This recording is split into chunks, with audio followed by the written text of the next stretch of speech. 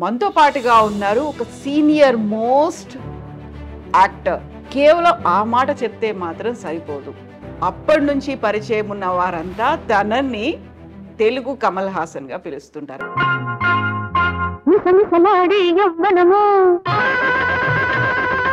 జని నవరాగిని వినిన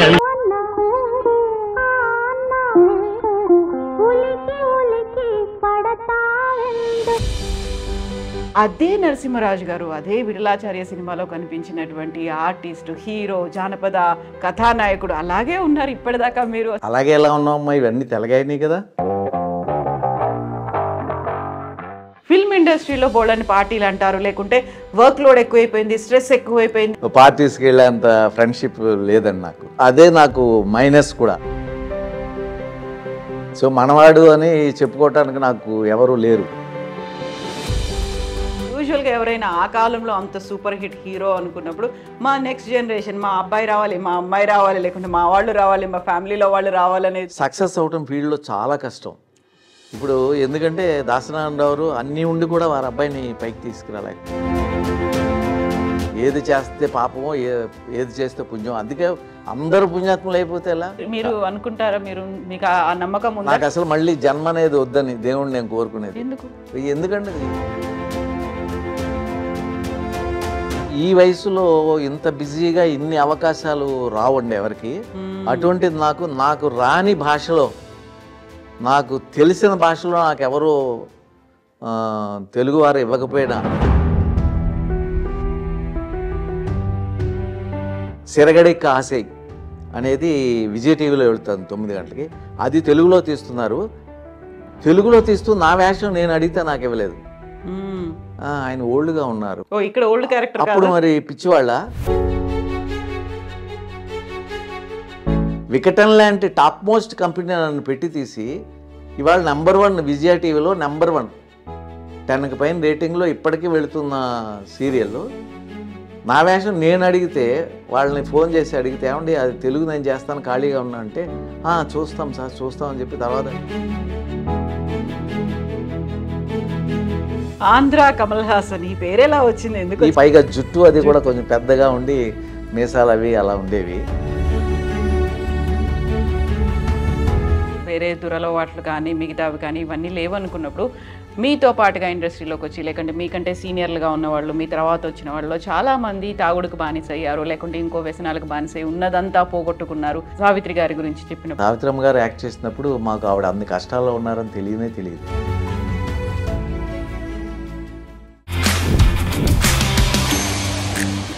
నమస్తే, welcome to I dream fame book with Kavitha. మనతో పాటుగా ఉన్నారు ఒక సీనియర్ మోస్ట్ యాక్టర్.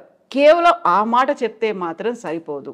అప్పటి నుంచి పరిచయం ఉన్న వారంతా తనని తెలుగు కమల్ హాసన్ గా పిలుస్తుంటారు. At the same time Vithalacharya సినిమాలు, జానపద కళాకారుడు లేకుంటే జానపద హీరో అనగానే కనిపించే రూపం మనతో పాటుగా ఉంది. ఎవరిదో గుర్తుపట్టారు కదా?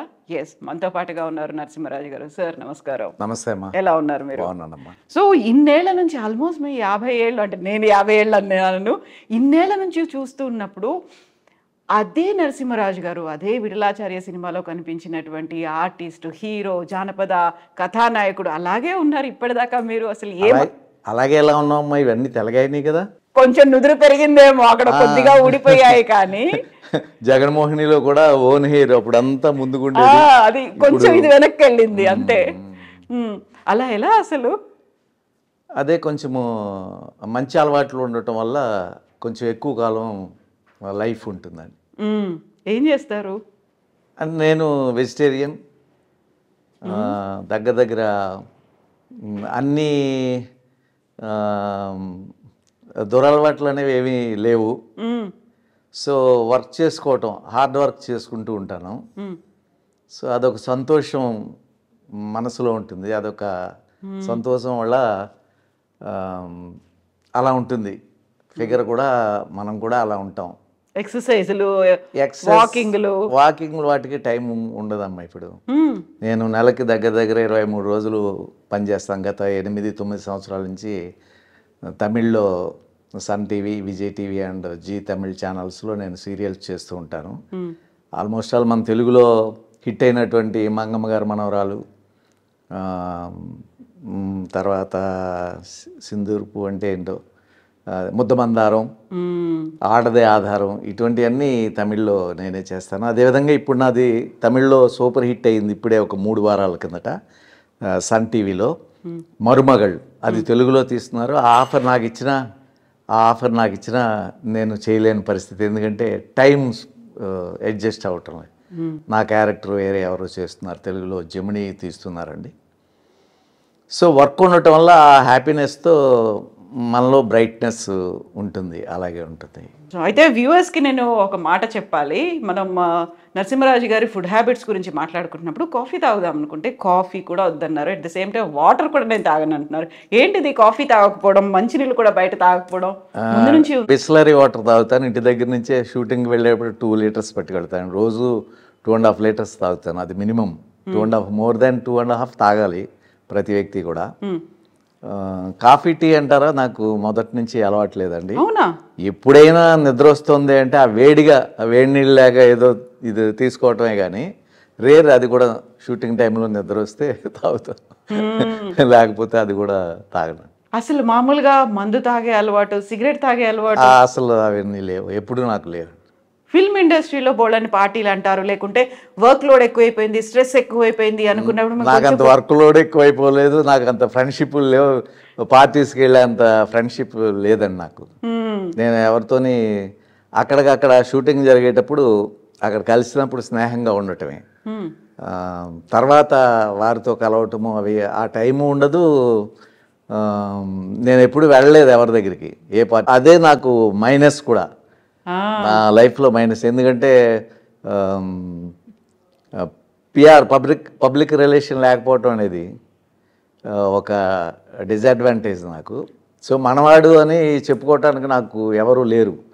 గుర్తుకొచ్చి 10 మందితో మనం కలిసిమెలిసి ఉంటే అరే మనవాడు ఉన్నాడు కదా, ఆయనకి వేషం ఇవ్వాలి అని అంటారు. కానీ నేను గుర్తురాను, ఎందుకంటే వారితో ఎప్పుడు నేను కలవటము అటువంటిది ఏమీ, తెలుగు ఇండస్ట్రీలో ఉన్నటువంటి ప్రొడ్యూసర్స్ కానీ, డైరెక్టర్స్ కానీ, టెక్నీషియన్స్ కానీ, ఇటువంటి వారితో నేను ఎప్పుడు కలవటము, ఫోన్లు చేయటం ఇటువంటిది ఏమీ లేదండి. ఎవరైనా ఎప్పుడైనా గుర్తుకొస్తే అనుకోకుండా అలా కొంతమంది ఇచ్చేవారు. ఎలా అయితే అంత పెద్దగా క్లోజ్ ఫ్రెండ్స్ అని లేరో అలాగే శత్రువులు కూడా లేరు కదా? శత్రువులు అసలు లేరు నాకు. ఎందుకంటే నేను ఎవరిని ఏమీ అన్ను. ఎదుటి వారిది తప్పు అయినా నేను తప్పులు చేయటం మానవ సహజం. అది ఏదో తెలియక అన్నారు, లేకపోతే తెలియక జరిగింది ఇది అనుకుంటాం. సో అటువైపు మీరు చెప్పినట్టుగా ఇది ఒక బలహీనత అనుకున్నప్పటికీ కూడా శత్రువులు లేకపోవడం అనేది స్ట్రాంగ్నెస్ కదా అక్కడ? తప్పకుండానండి, శత్రువులు ఉండకూడదు. ఎందుకంటే మనం ఈ లోకానికి ఊరికే చూడటానికి వచ్చాం, జర్నీలాగా. 50 ఇయర్స్ నుంచి 80 ఇయర్స్ 90 ఇయర్స్ వరకే లైఫ్. అది ఎంతసేపు అయిపోతూనే ఉంటుంది. బర్త్డే వచ్చిందంటే నాకు బాధగా ఉంటుంది. ఎవరి బర్త్డే అన్నా చెప్పాలి అంటే వాళ్ళకి విషెస్ చెప్పాలి పక్కనే అంటే అందరూ చెప్పి బాధగా ఉంటుంది. ఎందుకంటే 1 ఇయర్ లైఫ్ వాళ్ళు ముందుకు వెళ్ళిపోయారే, జీవితం ఎండ్ అయిపోతుంది కదా, దానికి ఇంత హ్యాపీగా ఉంటున్నారు. 1 ఇయర్ మనం ముందుకు వెళ్ళిపోయాం అనేది నాకు వస్తుంది, ఏదో బాధ కలుగుతుంది. ఇప్పుడు మీరు బర్త్డే సెలబ్రేట్ చేసుకోరు అసలు? బర్త్డే అసలు చేసుకోండి, ఎవరైనా ఫోన్ చెప్పడం కూడా, విష్ చేస్తే ఎవరికి చెప్పడం కూడా, ఎవరికో కానీ తెలియదు, చాలా మందికి తెలియదు. విష్ చేస్తే తప్పకుండా రిసీవ్ చేసుకుంటానండి. నేను ఆశించను కూడా పెద్ద, అదే ఫీలింగ్ చెప్తున్నాను కదా. అయితే ఇప్పుడున్న కాలంలో ఒక పబ్లిక్ రిలేషన్స్ని మెయింటైన్ చేయాలి, ఒక నెట్వర్క్ని మెయింటైన్ చేయాలి, వాళ్ళకి ప్రతిసారి టచ్లో ఉండాలి, పండగ వచ్చినా, బర్త్డే వచ్చినా, మ్యారేజ్ యానివర్సరీ వచ్చినా వాళ్ళకి విష్ చేయాలి, ఇలాంటివన్నీ సోషలైజింగ్ అనేటువంటి కాన్సెప్ట్ అంటున్నారు కదా. ఉండాలండి, తప్పకుండా ఉండాలి, తప్పకుండా. మా ఇంట్లో నా వైఫ్, నా డాటర్, వీళ్ళందరూ కూడా మా అపార్ట్మెంట్లో ఉన్న 30 ఫ్యామిలీస్తో చాలా క్లోజ్గా ఉంటారు. వాళ్ళందరూ రోజు ఏవేవో పంపిస్తారు. చిన్న కష్టం వచ్చిందంటే అన్నిటికీ వాళ్ళు 2 నిమిషాల్లో వస్తారు. ఉండాలి. కానీ మరి నా అలవాటు ఏంటంటే ఇప్పుడు నేను వెళుతున్నాను, అది నా అపార్ట్మెంట్ వరకే కేవలం లిమిట్ అయిపోయింది. ఎందుకంటే ఒక 30 ఫ్యామిలీస్ ఉన్నారు, దాంట్లో ఒక 26 ఫ్యామిలీస్ వరకు తప్పకుండా పలకరిస్తారు. ఏ కష్టం వచ్చినా సుఖం వచ్చినా అన్నిటికీ వాళ్ళు ముందు ఉంటారు, మాకంటే ముందు. ప్రతిరోజు మార్నింగ్ లేచిన వెంటనే మా కష్ట సుఖాలన్నీ చూస్తూ ఉంటారు. సో అందుకని వారి మీద అరే మమ్మల్ని ఇంతలా కాపాడుతున్నారే అని వారితో మాత్రమే నాకు అనుబంధం. సో మిగతా దినచర్య మనకి షూటింగ్లు ఉన్నప్పుడు వాటర్ ఎలాగో మీరు తీసుకెళ్తుంటారు, దాంతోపాటుగా తీసుకునే దాని మీద కూడా వాట్ యు ఈట్ అనేదే కనిపిస్తూ ఉంది కదా. మీరు ఏం తింటారో మీరు అలాగే ఉంటారు అంటారు. సో సాత్విక ఆహారమే తింటారు, కాకపోతే తీసుకోవాల్సినటువంటి ఫుడ్ కావచ్చు, లిమిట్ అనేది ఉంటుంది, ఏది అవాయిడ్ చేయాలనేది ఉంటుంది. డాక్టర్లు కూడా చెప్తుంటారు మీరు ఏదైతే అవాయిడ్ చేస్తున్నారో అదే మీ హెల్త్కి మంచిది అనేది చెప్తుంటారు కదా. నేను ఫ్రూట్స్ ఎక్కువ తింటానండి. షూటింగ్లకు వెళ్ళటం వల్ల పెద్దగా ఎక్స్పెక్ట్ చేయను, ఫ్యామిలీ ఉండరు కాబట్టి నేను బయటే తినాలి అవి. సో అందుకని ఎక్కువగా పెరుగన్నం తింటాను, ఏదో సాంబార్ అన్నం తింటాను అంతే. ఈవినింగ్ ఏదో చపాతీ, ఒక 2 చపాతీ తింటాను. ఫ్రూట్స్ మీద ఎక్కువ ఆధారపడతా, బయట ఉంటాను కాబట్టి. సో నాకు షూటింగ్ నైట్ టైం నాకు నా పక్కనే నేను ఉన్నటువంటి పక్క స్ట్రీట్లో మాకు బ్రాహ్మిన్స్ మెస్ ఒకటి ఉంది, అక్కడ చాలా హోమ్ ఫుడ్లా ఉంటుంది.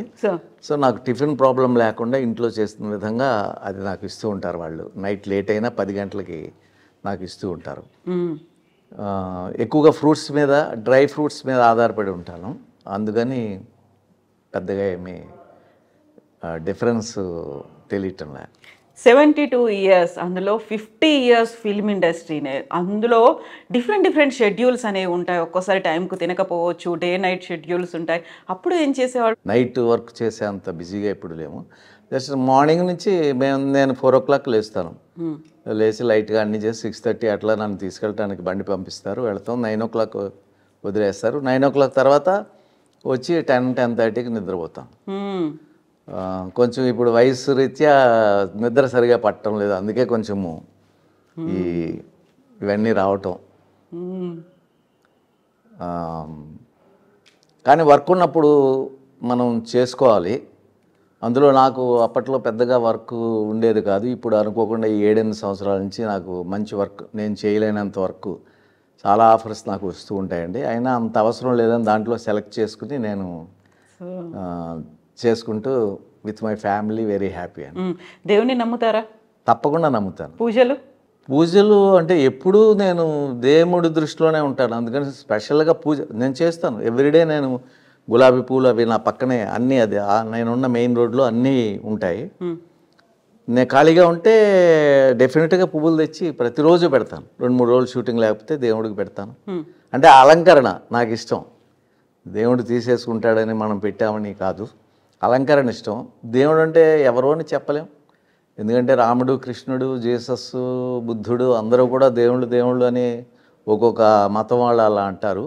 వారందరూ కూడా మనుషుల కింద పుట్టి అనేక అవస్థలు పడి, రాముడు ఎన్ని కష్టాలు పడ్డాడు, కృష్ణుడు ఎన్ని కష్టాలు పడ్డాడు, అదేవిధంగా జీసస్ ఎన్ని కష్టాలు పడ్డారు చివరిని కూడా. సో వీరందరినీ దేవుడని అందరూ పూజిస్తూ ఉంటారు. నాకేంటంటే వీరందరూ వచ్చారు దేవుని రూపంలో, కానీ దేవుడు అనేవాడు ఎవరో ఉన్నారు, ఏదో శక్తి ఉంది, అది మనం ఎవరో చూడలేదు, ఎవరన్నా చూసారేమో కూడా తెలియదు, చూడలేదు. కాబట్టి ఆ కనిపించని అదృశ్య శక్తికి తప్పకుండా మనము ప్రతిరోజు నమస్కరించాలి. అదేవిధంగా మనము మన యొక్క విధి అంటే మనం చేసే పనులు, న్యాయం, వృత్తి ధర్మం, ఆ వృత్తి ధర్మం పాటించి ఆ టైం మెయింటైన్ చేసి ఎదటి వాళ్ళకి కష్టం కలగకుండా, నష్టం కలగకుండా మనం పనిచేస్తే మనుషుల రూపంలో దేవుడు తప్పకుండా సహాయం చేస్తాడు. మనకు ఫుల్గా వర్క్ ఉంటుంది. మనకు ఫుల్గా వర్క్ ఉంటే మన వెనకాల కుటుంబం హ్యాపీగా ఉంటారు. సో ఇప్పుడు దేవుడితో పాటుగా కర్మ సిద్ధాంతాన్ని కూడా నమ్ముతారు మీరు? తప్పదమ్మా, ఆలోచిస్తే అంతే కదా. అందరూ వస్తున్నారు, అందరూ వెళ్ళిపోతున్నారు, మరి ఏమీ పట్టుకెళ్ళటం లేదు ఎవరు. మరి ఎందుకు ఈ కక్షలు అవి ఎందుకో అర్థం కాదు, ఎందుకు ఈ ఆస్తులు అవి ఎందుకో అర్థం కాదు. అందుకని తప్పకుండా మనం నమ్మాలి. ఏదో అదృశ్య శక్తి ఉంది, అది దేవుడు అవనివ్వండి ఏమవనివ్వండి తెలియదు. కళ్ళకి ఈ ప్రకృతి అంతా కనిపిస్తుంది, అంటే సూర్యుడు అవనివ్వండి, మనకు వాయువు, పీల్చే గాలి, ఆక్సిజన్ అంతా వాయువే కదా. అలాగే భూమి మీద ఉన్నాము, అనేక మండలాలు, ఆ మండలాలు భూమి మీద ఉన్నాము, మిగిలిన మండలాల్లో ఏముందో మనకి తెలీదు. ఇదంతా తెలియదు. కొన్ని వేల సంవత్సరాల నుంచి ఎవరికీ అర్థం కానిది, కొన్ని వేల అంటే లక్షల సంవత్సరాల నుంచి అర్థం కాని విషయం ఇది. అందుకని మనం అది కనిపెట్టలేము. సో అది నమ్మి మనము మనకి జన్మించినందుకు మంచిగా ప్రవర్తించి మన చుట్టుపక్కల ఉన్న వాళ్ళని ఆదరించి వాళ్ళ కష్టం మన కష్టం మనం కష్టంలో ఉండే వాళ్ళకి కష్టం తీర్చలేము వాళ్ళ కష్టం. అవును. ఏం చేయగలమో అది మనం చేస్తే మన జన్మ సార్థకం అవుతుంది. అయితే ఇప్పుడు దేవుడు కర్మ సిద్ధాంతం ఇవన్నీ నమ్మిన తర్వాత దయ్యాలు ఉన్నాయనేది కూడా నమ్ముతారా? ఏమోనమ్మా, దెయ్యాలు ఉన్నాయని నేను ఎప్పుడు చూడలేదు, నాకు ఎప్పుడు కనిపించలేదు. చాలామంది పల్లెటూరులో కూడా, మేము పల్లెటూరులో ఉన్నప్పుడు ఏదో చీపురు కట్టలతో కొట్టడము, దెయ్యం పట్టడము, అరవటము, మళ్ళీ తగ్గిపోయిందంటాం, కొట్టిన వెంటనే ఇట్లా ఉన్నాయి. సినిమాల్లో పనిచేసాము. అందుకే లింక్ చేద్దాం. నేను సినిమా అనగానే అదే ఆ చాలా సినిమాల్లో, దెయ్యాల సినిమాల్లో నేను పనిచేశాను, కానీ నేను ఎప్పుడు చూడలేదండి. ఒంటరిగా కూడా పెద్దగా నేను ఇప్పుడు ఒంటరిగానే ఉంటాను ఇక్కడ, నాకు భయమని అనిపించలేదు, అటువంటి సిచ్యువేషన్స్ ఏమీ రాలేదు. కళలు వస్తూ ఉంటాయి, ఆ కళలు అసలు మనకు సంబంధం లేనివి ఏవో వస్తూ ఉంటాయని మళ్ళీ మర్చిపోతూ ఉంటాం. వాటి అర్థాలు అవి ఏమన్నా ఉంటాయో ఏదో కూడా తెలియదు. పాములు కనిపిస్తాయి, ఏదో కొండలు ఏవో కనిపిస్తూ ఉంటాయి. అయితే ఇప్పుడు విఠలాచార్య గారి సినిమాల్లో చాలా వరకు దయ్యాలు ఉంటాయి, భూతాలు ఉంటాయి, ఆ కాళ్ళు ముందుకున్నాయా వెనక్కున్నాయా, తెల్లటి ఆకారంలో జుట్టు విరబోసుకొని ఇవన్నీ కనిపిస్తున్నాయి. మీరు చేసిన మెజారిటీ సినిమాల్లో, అంటే ఆ టైంలో వచ్చిన, ఆ కాలంలో వచ్చిన, పల్లెటూరులో మరి అవే చెప్తారు కదా. విఠలాచార్య గారు తీశారు అంటే ఆయన కూడా విని పుస్తకాల్లో చదివి, చందమామ, బాలమిత్ర ఇటువంటివి చదివి, దెయ్యాలనేవి ఇలా ఉంటాయి, పాదాలు ముందుకుంటాయి, వేళ్ళు వెనక్కు ఉంటాయి, ఇలా నడుస్తాయి, తెల్లగా ఉంటాయి, అట్లా అని ఇవన్నీ చదివాము కదా. విఠలాచార్య సినిమాలో నాకు ఇప్పటికే జగన్మోహిని అనుకుంటాను కదా, పొయ్యిలోనే ఇలా కాళ్ళు పెట్టి వంట చేయడము అనేది, ఇవన్నీ కూడా అసలు ఆ థాట్ ఎలా వచ్చేది, ఏం చేసేవాళ్ళు ఆ టైంలో, మీరేం అడిగేవాళ్ళు ఆయన్ని, నిజంగా ఇలా ఉంటాయా లేకపోతే? లేదండి, మేము ఎప్పుడు అడిగేవాళ్ళం కాదు, ఎందుకంటే ముందు పుస్తకాల్లో చదివాం కదా దెయ్యాలు ఉంటాయని. సో దెయ్యాలు లేవని మనం చూడలేదు, మనకు కనిపించలేదు, అందరికీ కనిపించవు అవి, ఒక్కొక్క నక్షత్రాన్ని బట్టి కనిపిస్తాయట. అందుకని ఉన్నాయా అంటే లేవని చెప్పలేము, ఉన్నాయంటే ఉన్నాయని చెప్పలేము, మనం చూడలేదు కాబట్టి. లేవా అంటానికి ఇంకొకళ్ళు కనిపించిన వాళ్ళు చెప్తున్నారు కాబట్టి ఉన్నాయని అనుకోవాలి.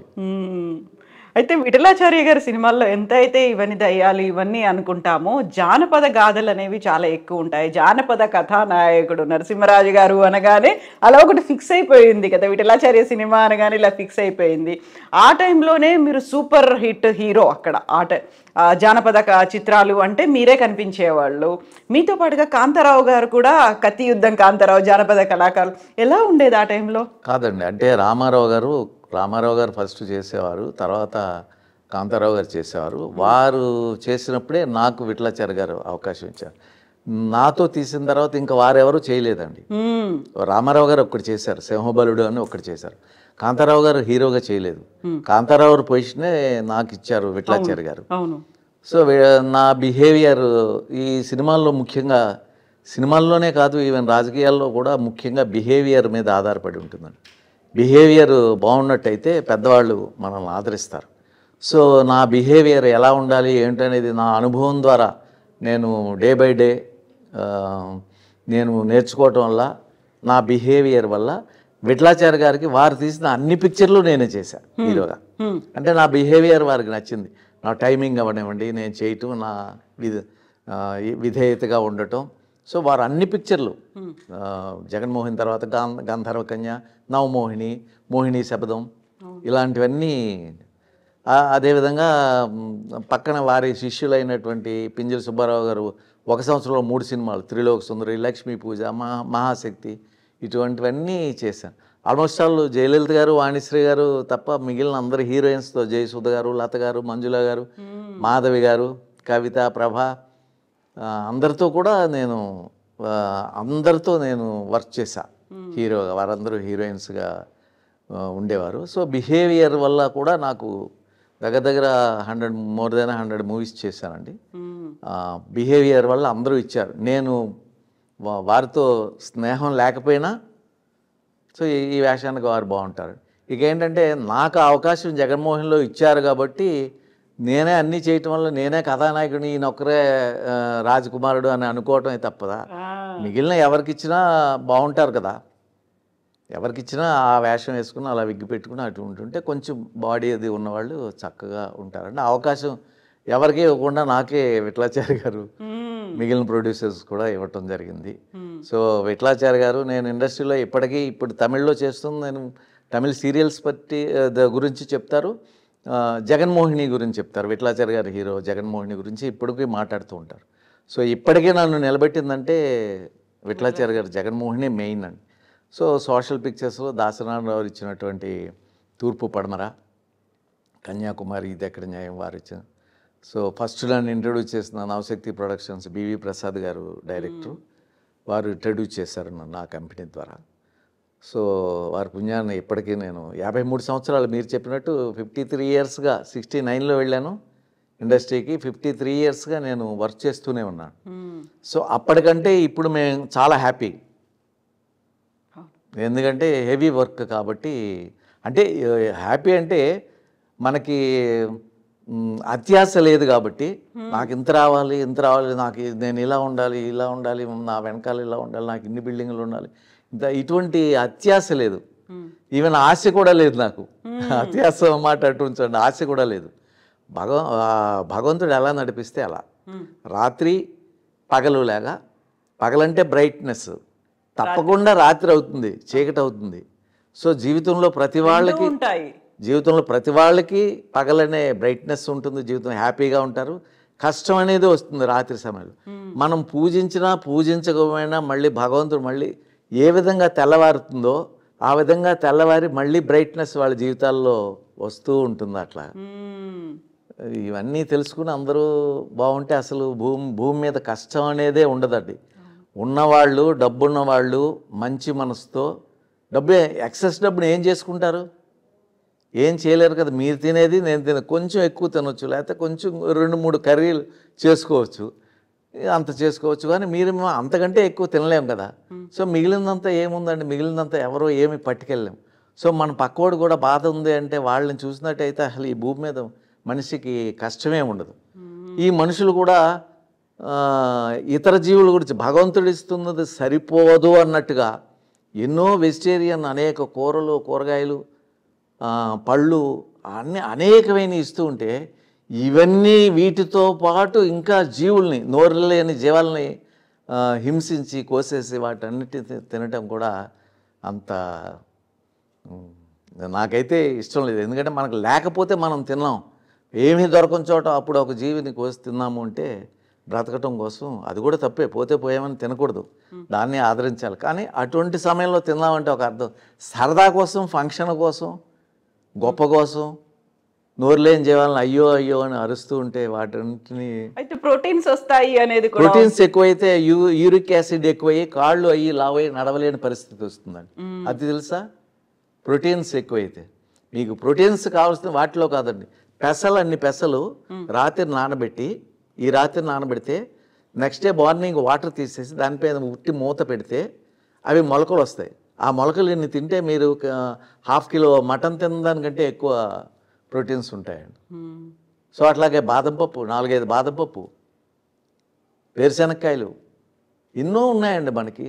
ఎన్ని డ్రై ఫ్రూట్, ఖర్జూరం, ఇంకా ఫ్రూట్స్ తీసుకుంటే బనానా, ఇవి మ్యాంగో టైంలో మ్యాంగో, బనానా, ఇవన్నీ ఎటువంటివి ఉంటాయండి, ఎటువంటి ఆహార పదార్థాలు. ముందు నుంచి మీరు తినకపోయేవాళ్ళ అసలు నాన్ వెజ్? నేను మానేసాను తెలుసుకుని. 40 సంవత్సరాల కిందట నేను ఫుల్ నాన్ వెజిటేరియన్. రాజులం కదా మేము, క్షత్రియాస్. సో విలేజెస్లో చేపల చెరువులు పాడుకుని వాటిలో ఉన్న చేపలన్నీ తెచ్చి మా మదర్ తినరు, నా డాటర్ తినరు. సో నేను ఆలోచన వచ్చి నేను ఇవన్నీ ఆలోచించి ఇది తప్పు, ఇది తప్పు, ఇది తప్పేమో. నేను అది తప్పు అంటం లేదండి, నాకెందుకు వచ్చిన గొడవ మనుషులతో, ఎదుటి వాళ్ళు అని చెప్పడానికి. మీరు తింటుంటే తినకూడదు అని నేనేమన్నా చెప్పడానికి? మీ ఇష్టం మీది. నాకు అనిపించింది కాబట్టి నేను మానేశాను కాబట్టి నేను ఆరోగ్యంగా ఉన్నాను. ఇది మీరు ఆలోచించుకోండి. ఇప్పుడు ఫిల్మ్ షూటింగ్స్ లో కావచ్చు, ఇంకా మీరు రెగ్యులర్ సర్కిల్లో అయ్యేటువంటి ఫంక్షన్స్ లో కావచ్చు, అక్కడ ఎవరైనా నాన్ వెజ్ పెట్టారనుకోండి, పెట్టినా వాళ్ళకి తెలుసు, అందరికీ తెలుసు. మీరు తినరు, పక్క వాళ్ళు తింటారు కదా. నేనేమనుకోను, ఏమనుకోరు, ఏం సలహా కూడా ఇవ్వను, తినకూడదు అది ఇది కూడా అని చెప్పు. ప్రపంచం జరుగుతుంది. ఎందుకంటే మరి పుణ్యాత్ములు పాపాత్ములు ఉంటారు కదమ్మా. ఏది చేస్తే పాపమో, ఏది చేస్తే పుణ్యం. అందుకే అందరూ పుణ్యాత్ములు అయిపోతే ఎలా, అందరూ పాపాత్ములు అయిపోతే ఎలా? పుణ్యాత్ములు ఉంటారు. ఆ బ్యాలెన్స్ అనేది మెయింటైన్ చేయాలంటారు. సృష్టి మెయింటైన్ చేస్తుంది. ఆ థాట్ రానివ్వదు. కొంచెం మంచివాళ్ళు మరి గత జన్మలో అవి ఉన్నాయో లేదో నాకు తెలీదు. గత జన్మలో అవి ఉంటే మరి కిందటి జన్మ కంటే ఏదన్నా మంచి చేసి ఉంటే నెక్స్ట్ జన్మ ఏదన్నా మంచి మీరు అనుకుంటారా? మీకు ఆ నమ్మకం ఉందా? నాకు అసలు మళ్ళీ జన్మ అనేది వద్దని దేవుణ్ణి నేను కోరుకునేది. ఎందుకంటే ఏ జన్మ ఇచ్చినా కష్టమే. భూమి మీద ఏ జన్మ ఇచ్చినా ఆ చిన్నప్పుడు పాపం తల్లిదండ్రులు కష్టపడి అవి జంతువులా ఉండేవంటే పెంచడం కోసం వాళ్ళు నానావస్థలు పడి పెంచుతాం. పెంచేసరికి మనం పెద్దవాళ్ళే అసలు తల్లిదండ్రుల జోలికి వెళ్ళాం, వాళ్ళు చూడం. మరి చాలా కష్టం కదా. వాళ్ళ జీవితం అంతా మనకిస్తే తల్లిదండ్రులను చూడకుండా ఎంతమంది అనాథాశ్రమాల్లో పెడుతున్నారు డబ్బులు ఉన్న వాళ్ళు తల్లిదండ్రుల్ని. కనీసం వాళ్ళని దగ్గర పెట్టుకుని వాళ్ళు జీవితాంతం ఎంత బాగా చూడాలి మనల్ని చూస్తున్నటువంటి వాళ్ళని, అన్నీ అర్పించిన వాళ్ళని. సో ఒక నమ్మకం అనేది ఉంటుంది కదా, గత జన్మలో మనం ఏదో పుణ్యం చేసుకుంటే ఈ జన్మలో మనుషులుగా పుడతారు అనేది కూడా ఉంటుంది. దాన్ని నమ్ముతారా మరి? నేను అసలు దేన్ని నమ్మరు అసలు? గత జన్మలు ఉంటాయని నేను నమ్మనమ్మా. గత జన్మలు జన్మ అనేది ఉండదేమో, అది ఏంటో ఈ సృష్టి అలా జరుగుతుందని తెలియదు. అంతే, వెళ్ళిపోయిన తర్వాత ఆగిపోయిన తర్వాత గుండె ఆగిపోయిన తర్వాత ఇంకేమీ లేదు. ఇది కూడా ఏంటంటే కర్మలో ఉండమండి, లేకపోతే ఏమో తెలియదు. తల్లిదండ్రులు మనల్ని భూమి మీదకి తీసుకొచ్చిన తర్వాత వాళ్ళు కష్టాలు పడి వాళ్ళ జీవితాలు అయిపోతాయి. మళ్ళీ మనం అలా తల్లిదండ్రులు అవుతాం. ఒక సర్కిల్ అది జరుగుతూ ఉంది. రాత్రి పగలు ఎలా వస్తుందో అలా జరుగుతూ ఉంది. సరే, ఇంక తప్పదు. ప్రాణం వచ్చిందంటే, పుట్టాము అంటే తప్పదు. అది ఏంటో తెలియదు కదా. మళ్ళీ నెక్స్ట్ జన్మ ఇంకోటి వచ్చిందంటే మనకి ప్రీవియస్ జన్మ తెలియదు కదమ్మా. మనం ఏం చేసామో ఏమీ తెలియదు. అయితే మీరు ఇప్పుడు ఒక మాట అన్నారు, నాకు అత్యాశ లేదు, ఆశ అసలే లేదు ఇవన్నీ అన్నప్పుడు, ఇన్నేళ్ల నుంచి 53 ఏళ్ల నుంచి మీరు ఇండస్ట్రీలో ఉన్నప్పుడు యూజువల్గా ఎవరైనా ఆ కాలంలో అంత సూపర్ హిట్ హీరో అనుకున్నప్పుడు మా నెక్స్ట్ జనరేషన్, మా అబ్బాయి రావాలి, మా అమ్మాయి రావాలి, లేకుంటే మా వాళ్ళు రావాలి, మా ఫ్యామిలీలో వాళ్ళు రావాలనేది, మా పిల్లలు, మా అబ్బాయి రావాలని దగ్గర రాణా గారు, దగ్గుబాటి రాణా, హైట్ గల్లా ఇదిగా ఉంటారు. రాణా గారే కదా ఆయన పేరు. దగ్గుబాటి రాణా ఆయనలా ఉంటారు. ఆయన కంటే ఇంకా ఫిజిక్ ఎక్కువ ఉంటుంది, అంత హైట్. అది ఆయన కెనడాలో ఉన్నాడు. కెనడా వాళ్ళకి ముందు చదువుకునే ముందు ఫీల్డ్కి వస్తా అన్నారు. నేను ఫీల్డ్లో ఉన్నటువంటి ఇన్ని సక్సెస్ అవటం ఫీల్డ్లో చాలా కష్టం. ఇప్పుడు ఎందుకంటే దాసనారాయణరావు అన్నీ ఉండి కూడా వారి అబ్బాయిని పైకి తీసుకురాలేకపోయారు. అలాగే అనేక మంది ఆర్టిస్టులు, ఎంఎస్ నారాయణ గారు, ఇంకా అనేక మంది ఆర్టిస్టులు వాళ్ళ పిల్లలను తీసుకురావాలనుకున్నారు, రాలేకపోయారు. అలాగే డైరెక్టర్స్ కూడా వారి కొడుకులను తీసుకురావాలనుకున్నారు, రాలేకపోయారు. సో ఇదేంటంటే దాని మీద కాన్సన్ట్రేషన్ ఉండి, ఇది కూడా అదృష్టం, లక్ కూడా ఉండాలండి. లక్ ఫేవర్ చేయాలి, మనం సిన్సియర్గానే ఉండాలి, లక్ కూడా ఫేవర్ చేయాలి. ఇక్కడ పాపం 20వ సంవత్సరంలో 16లో వచ్చి 60 years అప్పుడు కూడా ఇంకా అలాగే ఉన్నవాళ్ళు, ఎక్కడికి వెళ్ళలేకుండా ఎంతమందో నేను చూశాను. నాతో పాటు వచ్చిన వాళ్ళు 50 సంవత్సరాల కింద వచ్చిన వాళ్ళు అలాగే ఏమీ లేకుండా అలాగే ఉండి పాపం ఇంకా అవుతాం అనుకున్నాను. ఇవన్నీ చూసి భయం. సినిమా ఫీల్డ్ అంటే కొత్త వాళ్ళు ఎవరన్నా వస్తున్నారంటే నాకు చాలా భయం. ఎన్ని అవస్థలు పడతారో, ఏం కష్టపడతారో, ఏం ఇది. తర్వాత ఇన్ని పడినా వాళ్ళకి అది దక్కుతుందో లేదో. సో దాంతో మా అబ్బాయి మంచి డాన్సరు, చాలా మంచి డాన్సరు, చాలా బాగా మంచి నటుడు. నేను కాదు. అవునండి, తెలుసు నటుడు, మంచి నటుడు అని వాడే అన్నాడు. డాడీ మీరు ఆర్టిస్ట్ కాదు, నేను ఆర్టిస్టు, చూడండి అని అని నవ్వాడు. ఇలా చూసేసరికి ఏడుస్తుంటే కళ్ళంట నీళ్ళు వచ్చేసింది. నేను గ్లిజరన్ పెట్టుకున్నా రావు, పొడుచుకున్నా. సో డ్యాన్స్ అనేది అప్పట్లో చిరంజీవి వీళ్ళు ఎంట్రన్స్లో ఈ బ్రేక్ డాన్సులు చేయకముందు వాడు అప్పట్లో ఏదో బ్యాట్ ఇలా అని అవి చేసి, ఇవన్నీ నీకు ఎలా తెలుసు అంటే నేను అన్నీ అబ్జర్వ్ చేస్తాను. పక్కింట్లో అంకుల్ దగ్గర అక్కడ అని ఈ క్యాసెట్ చూసి ఆ క్యాసెట్ చూస్తాను. సో నేను సినిమా ఫీల్డ్కి వస్తాను. భయం వేస్తుంది, నాకు వద్దు అనిపించింది.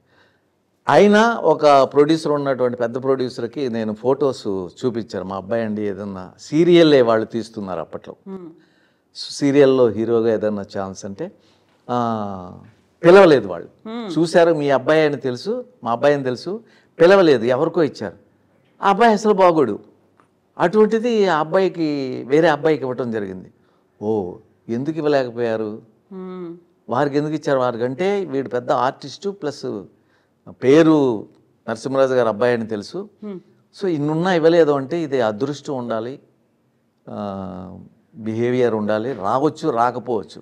అందుకని వద్దని బాబు నేను ఎన్నో కష్టాలు పడి ఏదో ఇప్పుడు పేరు ప్రతిష్టలు తప్ప ఆర్థికంగా ఆహాని ఎదగలేకపోయాను, అది ఎందుకు ఏదైనా ఉద్యోగం చేసుకోమని చెప్తే ఆయన వెంటనే పెట్టుకుంటే మలేషియాలో జాబ్ వచ్చింది. అక్కడి నుంచి కెనడాలో ఏదో రాసుకుంటే కెనడాలో ఆయన ఇప్పుడు వెల్ సెటిల్డ్ అండి. మా అబ్బాయి వెల్ సెటిల్డ్. అంత ఇమ్మీడియట్ గా అలా యాక్సెప్ట్ చేసేసాడు? మీరు అంత కన్విన్సింగ్ గా చెప్పారా మీ అబ్బాయి? చెప్పాను అన్ని. ఒకసారి అడిగాడు టక్కుని చెప్పేసారా? ఒకసారి అడిగాడు సరేనా. అక్కడికి ఇప్పుడు తను ఆ ప్రోగ్రామ్ ఈ ప్రోగ్రామ్ ఖాళీగా ఉన్నప్పుడు సరదాగా డ్యాన్స్లు అవి చేస్తాడు. అనేక మంది ఫ్రెండ్స్ ఉంటారు కదా ఆ ఫంక్షన్స్లో, వాటిలో హీరో లాగానే మా కోడలు కూడా చాలా మంచి అమ్మాయి. మా కోడల్లాగా అందరు కోడళ్ళు ఉండాలని కోరుకుంటా. ఎందుకంటే ఆవిడ కూతుర్లాగా తల్లిదండ్రులు చూసుకున్నట్టుగా నన్ను నా వైఫ్ని చూసుకుంటుంది మా కోడలు. సో అందుకని అందరూ మా కోడల్లా ఉంటే బాగున్నాయి అని అనుకుంటాను. అత్తమామలు కూడా అలాగే ఉండాలి కదా, కోడళ్ళు ఎలా ఉండాలి? లేదండి, వాళ్ళ బిహేవియర్ని బట్టి వీళ్ళలో మార్పు వస్తుంది. ఒకప్పుడు వీళ్ళలో మార్పు రాకపోయినా మనం అలాగే చూసుకున్నట్టయితే ఒకరోజు కాకపోతే ఒకరోజైనా వీళ్ళలో మార్పు వస్తుంది.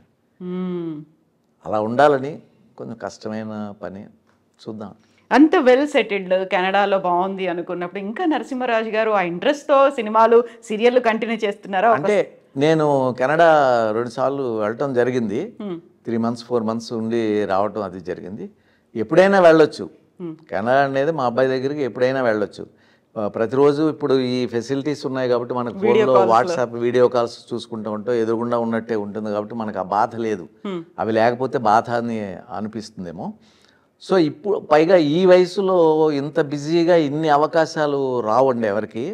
అటువంటిది నాకు రాని భాషలో, నాకు తెలిసిన భాషలో నాకెవరో తెలుగువారు ఇవ్వకపోయినా, నా టెక్నీషియన్స్ ప్రొడ్యూసర్స్ వాళ్ళు కూడా ఎవరు ఇవ్వకపోయినా, సో నాకు రాని భాషలో నన్ను నెంబర్ 1గా ప్రతి మెయిన్ క్యారెక్టర్ వస్తే నన్నే అడుగుతారు. ఖాళీ లేకపోతే నెక్స్ట్ చాయిస్ చూసుకుంటారు. కానీ 3 ఛానల్స్ కూడా నన్నే ఈరోజు 3 ఛానల్స్లో నావి 3 ఇప్పుడు మరుమగళ్ అనేది సన్ టీవీలో నెంబర్ 1గా వెళుతుందండి. సిరగడిక్క ఆశై అనేది విజయ్ టీవీలో వెళుతుంది 9 గంటలకి. అది తెలుగులో తీస్తున్నారు. తెలుగులో తీస్తూ నా వేషం నేను అడిగితే నాకు ఇవ్వలేదు. ఆయన ఓల్డ్గా ఉన్నారు. ఇక్కడ ఓల్డ్ క్యారెక్టర్. అప్పుడు మరి పిచ్చివాళ్ళ వికటన్ లాంటి టాప్ మోస్ట్ కంపెనీ నన్ను పెట్టి తీసి ఇవాళ నెంబర్ 1 విజయ టీవీలో నెంబర్ 1 10కి పైన రేటింగ్లో ఇప్పటికీ వెళుతున్న సీరియల్లో నా వేషం నేను అడిగితే, వాళ్ళని ఫోన్ చేసి అడిగితే ఏమండి అది తెలుగు నేను చేస్తాను ఖాళీగా ఉన్నా అంటే చూస్తాం సార్ చూస్తామని చెప్పి తర్వాత అడిగితే ఎవరో చెప్పారు ఇలా డిస్కషన్లో వచ్చింది, ఆయన ఓల్డ్గా ఉన్నారు. సరే పర్వాలేదు. ఇప్పుడు ఎవరు చేస్తున్నారు తెలియదు నాకు, నేను పట్టించుకోను ఇంకా. ఓకే. అప్పుడు నేను ఖాళీగా ఉన్నాను అందుకని నేను అడిగా. ఇప్పుడు నేను బిజీ. తర్వాత నన్ను జీ తమిళ్లోని స్టార్ మాలో ఏదో అడిగారు. ఆ టైమ్స్ వాళ్ళు అడిగిన టైమ్స్కి నాకు కుదరలేదండి. ఎందుకంటే నేను అక్కడ ఒక 15 రోజులు 10 రోజులు నాకు అక్కడ వర్క్ దొరికితే అసలు నేను చెన్నై వద్దామని లేదు. ఎందుకంటే మా ఇంట్లో వాళ్ళకి ఆరోగ్యం సరిగా ఉండదు. సో అక్కడ ఉన్నట్టయితే రోజు మార్నింగ్ వెళ్తే రాత్రి వచ్చి ఇంట్లో వాళ్ళని చూసుకోవచ్చు కదా, మనల్ని నమ్మిన వాళ్ళని. అవకాశం ఇవ్వటం లేదు నాకు. ఇప్పుడు తమిళ్ మీకు రాదా? అప్పుడు రాలేదా? ఇప్పుడు మొత్తం నేర్చుకుని? మా ఇంట్లో అందరికీ వచ్చి నేర్చుకోలేదండి, నాకు రాదు ఎందుకో. ఇప్పుడు మాట్లాడడం, డైలాగ్స్ చెప్పడం, వాళ్ళ కమ్యూనికేషన్ చెప్తారు కదా. తెలుగైనా తమిళైనా నాకు ప్రాంప్టింగ్ ఇస్తారు. తెలుగైనా ఇవ్వాల్సిందే. తెలుగైనా ప్రాంప్టింగ్ ఇస్తారు. ప్రాంప్టింగ్ అలవాటు అయిపోయింది. నేను అది వింటూ నా ఇష్టం వచ్చినట్టు చెప్పుకుంటా. డబ్బింగ్ వాళ్ళు చెప్పుకుంటారు తమిళ్, తెలుగు నేనే చెప్తాను. డబ్బింగ్ వాళ్ళు చెప్పుకుంటారు. మనకంటే బాగా చెప్తారు. మనం కొన్ని తప్పులు చేసినా డబ్బింగ్ ఆర్టిస్టులు మనకంటే బాగా చెప్తారు. సరైన ఆర్టిస్ట్ పడితే మనకంటే బాగా చెప్తారు. సో ఎన్నేళ్ల నుంచి ఇక్కడ మద్రాసులో ఉన్నారు, చెన్నైలో ఉన్నారు? అంటే చిన్నగా ఇప్పుడు కూర్చోండి తినండి బాగున్నారా ఇటువంటి ఇదే కాదు కదా, ఎప్పుడు అవే డైలాగులు ఉండవు కదా, ఎన్నో ఉంటాయి కదా. సో అవన్నీ రావాలంటే అసలు అర్థాలే తెలియదు. ఇప్పుడు కూడా నేను చెప్పింది చూస్తుంటే అర్థమవుతుంది నాకు. చూస్తాను, పెద్ద పెద్ద లెంగ్తీ డైలాగులు చెప్తాను. ఆహా ఓహో అని నా పక్కనే మా హౌస్ ఓనర్ గారు ఇంట్లో చూశాను అనుకోండి, ఏదైనా ఖాళీగా ఉన్న రోజు వెళ్ళి చూస్తే వాళ్ళు చాలా ఎంజాయ్ చేస్తారు. అబ్బా ఎంత బాగా చెప్పారో అనుకుంటూ ఉంటారు. దానికి అర్థం ఏంటరా బాబు, అప్పటికప్పుడు చెప్పారు, అప్పుడు అర్థమైంది, ఆ ఎక్స్ప్రెషన్స్తో చేశాను, తర్వాత దానికి అర్థమే తెలియదు. అయితే ఇప్పుడు మీకు భాష తెలియదు, ఇందులో ఎమోషన్ ఏంటో తెలియదు, మీరు చెప్పిన డైలాగ్ ఏంటో తెలియదు, అయినప్పటికీ కూడా నరసింహరాజు గారు మాకు కావాలి అని చెప్పి తమిళ్ డైలీ విశ్వ గారు డైరెక్టర్, పెద్ద డైరెక్టర్. పూర్వం మనకి విశ్వ గారని చాలా సినిమాలు తమిళ డైరెక్టర్, ఇక్కడ టాప్ డైరెక్టర్. వారు నేను ఒక సీరియల్ చేసాం. వారు ఒక కుటుంబ పెద్ద, నేను ఒకడు. ఆయన చూసి ఒకటే అన్నారు ఆయన, మీకు తమిళ్ రాదని తెలుసు కానీ మీరు ఇంత బాగా మేనేజ్ చేస్తుంటే మీ ఎక్స్పీరియన్స్ మిమ్మల్ని ఇచ్చేస్తుంది. మొదటి సీన్ చెప్తారు కదా, ఏంటి ఈ సీన్ అది. సో ఆ మూడ్ ఉంటుంది. ఆ మూడ్లో డైలాగ్ వాళ్ళు చెప్తే వచ్చేస్తుంది, ఆటోమేటిక్గా వచ్చేస్తుంది. అందుకే కదా ఇప్పుడు మీరు తెలుగు, మేము తెలుగు, మేము హైదరాబాద్ నుంచి చెన్నైకి రావడానికి ప్రధాన కారణం ఏంటంటే మీరు ఇక్కడ సూపర్ సక్సెస్గా ఉన్నటువంటి సీరియల్స్ చేస్తున్నారు, అందులో లీడ్ రోల్స్ ప్లే చేస్తున్నారు. అంటే ఇంత దూరం వచ్చి అంటే ఇక్కడ మన తెలుగు కంటే కూడా తమిళ్లో బాగా చేస్తే ఎవరినైనా ఆదరిస్తారండి. ప్రజలు కూడా ఆదరిస్తారు, ప్రొడ్యూసర్స్, టెక్నీషియన్స్ కూడా, డైరెక్టర్స్ వాళ్ళు కూడా ఆదరిస్తారు. ఎందుకంటే పూర్వం నుంచి ఇక్కడ ఇండస్ట్రీ అనేది ఉంది, అన్ని లాంగ్వేజ్. అందుకే మీకు ఎంజి రామచంద్రన్ గారు మలయాళీ, ఎంత సూపర్ అది, సీఎంనే చేశారు. రజనీకాంత్ గారు కన్నడ, కొంకణియో కన్నడ, మహారాష్ట్ర బ్యాక్గ్రౌండ్ బేస్ ఉంది. సో ఇలా ఎవరిని తీసుకుని, అలాగే మోహన్ అని ఉండేవారు, ఆయన కన్నడ అబ్బాయి కూడా. సో మేము జగన్మోహిని ఇవన్నీ సూపర్ హిట్, 1 ఇయర్ ఆడినవి ఇక్కడ. మన తెలుగులో ఇంకా 100 days, ఇక్కడ 1 year. సో ఇవన్నీ ఆదరించారంటే వాళ్ళు ఏంటంటే టాలెంట్ని ఎంత బాగుంది, ఎంత బాగున్నాడంటే అంత చందాలి కదా ఆ క్యారెక్టర్కి, ఎంత బాగున్నాడు, ఇదే వాళ్ళు చూసి ఆదరిస్తారు. తమిళియన్స్, టెక్నీషియన్స్ కానివ్వండి, ఛానల్స్ కానివ్వండి, తప్పకుండా వర్త్ ఉన్న వాళ్ళని ఆదరిస్తారు. ఆంధ్ర కమల్ హాసన్, ఈ పేరు ఎలా వచ్చింది? ఎందుకు ఈ పేరు కమల్ హాసన్ గారు చేసినటువంటి 2-3 ఫిలిమ్స్ నేను చేశానండి బిగినింగ్ స్టేజ్లో. అమ్మాయిలు జాగ్రత్త అంటే సొల్లుతాన్ ననిక్రేన్ అని, ఇది అపూర్వ రాగంగా అంటే తూర్పు పడమర, ఇలా కొన్ని సినిమాలు నేను వారి క్యారెక్టర్ చేయటం వల్ల ఆంధ్ర కమల్ హాసన్. అలా పైగా జుట్టు అది కూడా కొంచెం పెద్దగా ఉండి మీసాలు అవి అలా ఉండేవి, అందుకని ఆంధ్ర కమల్ హాసన్ అంటారు. కానీ టాలెంట్ సైడ్ చూస్తే అసలు ఆయన ఎక్కడో, నేను ఇక్కడ. సో లుక్స్ వైజ్ మాత్రమే అంటారు అసలు? అంటే వారిది కొంచెం చాలా ప్రపంచవ్యాప్తంగా పేరు ప్రతిష్టలు ఉన్నాయి. నేనేంటంటే ఆ క్యారెక్టర్ తగినట్టుగా కాసేపు న్యాచురల్గా ఆ క్యారెక్టర్ అనుకుంటాను, నేనే అనుకుంటాను, ముందుకు వెళ్ళిపోతూ ఉంటాను. అది చేద్దాము, ఇలా చేద్దాము అని అనుకోను, ఆ క్యారెక్టర్ని అనుకుంటాను. డ్రైవర్ అంటే డ్రైవర్ లాగా ఉందాం, డ్రైవర్ని అనుకుంటాను. అక్కడ పోయాక రౌడీ అంటే రౌడీలా ఉంటాను, ఏడుపు మొహంతో ఉన్నా అంటే ఏడుపు మొహంతో అలా డల్గా ఉంటాను, ఏదన్నా గుర్తు తెచ్చుకొని. అయితే ఇన్ని సినిమాలు చేసి ఇవన్నీ చేసిన తర్వాత, గతంలోనే విట్లాచారి అనగానే ఎలా దయ్యాలు ఇవన్నీ ఉండేవో, మన ఫోక్ ఆర్టిస్ట్, జానపద కథానాయకుడు ఉండేదో, ఖచ్చితంగా ఒక స్పెషల్ సాంగ్ అనేది ఉండేది. దాన్ని ఆ టైంలో ఐటమ్ సాంగ్ అనేవాళ్ళకని స్పెషల్ సాంగ్ అనేది ఉంది. దానికి కూడా స్టార్స్ని పెట్టేవాళ్ళు, వాళ్ళతో ఒక సాంగ్ కంపల్సరీ ఉండాలి అనే డిమాండ్ ఎలా వచ్చింది అసలు? అది ఎందుకు వచ్చిందంటే, అది అన్నిట్లో కూడా స్మిత గారు, జయమాల్ గారు, జ్యోతిలక్ష్మి గారు అందరూ ఉండేవారు. సో ఎంత గొప్ప ఫిలిం తీసినా దాంట్లో ఒకటి ఉండాలి కంపల్సరీ, జయమాల్ సాంగ్ ఒకటి పెట్టండి లేకపోతే అని అడిగేవారు. ఎందుకంటే మాస్ పబ్లిక్లో ఉన్నటువంటి పబ్లిక్ అది లైక్ చేస్తారనుకుంటాను ఎక్కువగా. ఎలా ఉండేది ఆ టైంలో అసోసియేషన్? అంటే ఒక టీం అంతా ఉండేవాళ్ళు, ఈ డిఫరెంట్ సాంగ్స్ అనేది ఉండేది, డిస్క్రిమినేషన్ అట్లా ఏమన్నా ఉండేది అసలు? ఇవి హీరో ఉన్నారు, లేకుంటే ఇక్కడ సహాయ నటుడు, లేకుంటే తన స్పెషల్ సాంగ్ చేయడానికి వచ్చింది ఈవిడ హీరోయిన్, అలా ఉండేదా ట్రీట్మెంట్స్ అనేవి? అదేమి ఉండేది కాదు, అందరినీ బాగా చూసేవారండి. అప్పుడు ప్రొడ్యూసర్స్, టెక్నీషియన్స్ డామినేషన్, ఇప్పుడు ఆర్టిస్ట్ డామినేషన్. ఆర్టిస్టులు చెప్పినట్టుగా ప్రొడ్యూసర్స్ కానీ టెక్నీషియన్స్ కానీ వినాలి, డైరెక్టర్ని ఎవరు పెట్టాలి, ఏ ప్రొడ్యూసర్కి డేట్ ఇవ్వాలని వీరు చూస్తున్నారు ఇప్పుడు. అప్పట్లో అలా కాదు, ఈ క్యారెక్టర్ ఇది బాగుంటుందని వారు పిలిచేవాళ్ళు, అవసరం అయితే కొట్టేవారు కూడా. చాలామంది హీరోయిన్స్ కానీ వారు దెబ్బలు తిన్న వాళ్ళు ఉన్నారు, అంటే సరిగా రావటం లేదని, ఎక్స్ప్రెషన్ రావాలి. అందుకని పెద్దవాళ్ళు, పెద్ద డైరెక్టర్స్ కొట్టడం అంటే అదేదో ఇదని కాదు, ఆ కోపం రావటం లేదని చెప్పి అలా కొడితే వస్తుంది.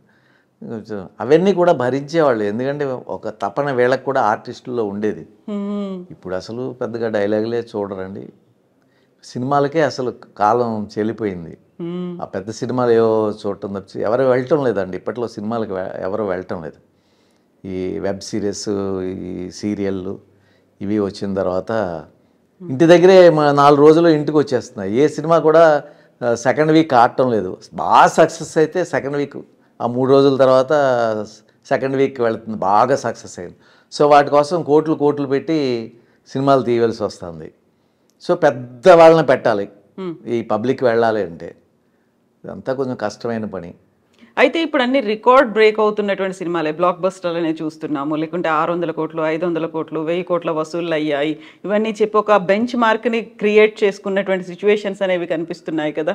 వాటన్నిటిని ఎలా చూస్తారు ఆ లెక్కల్ని? ఏమో, నేను ఇప్పుడు సినిమాల గురించి ఆలోచించడం లేదండి. ఆ కోట్లు ఎప్పుడు చూసారు మీరు? మేము పనిచేసిందన్నీ చూస్తూ ఉంటాం ఈ టీవీ దగ్గర కూర్చున్నప్పుడు. ఎందుకంటే అది 10 days తర్వాత వచ్చేస్తున్నాయి కదా, టీవీలో వచ్చేస్తున్నాయి కదా, అమెజాన్ ఈ ఆహా వీటిలో వచ్చేస్తాయి కదా. సో అప్పుడు చూడటమే. ఎందుకంటే ప్రతి కుటుంబానికి ఇప్పుడు సినిమా చూడాలంటే చాలా కష్టం అండి. 4 వెళ్ళాలి అంటే 2-3 వేలు ఉంటే కానీ సినిమాకి వెళ్ళలేని స్థితి. అది అందరూ మామూలు నార్మల్ పీపుల్ ఎలా తట్టుకోగలరు?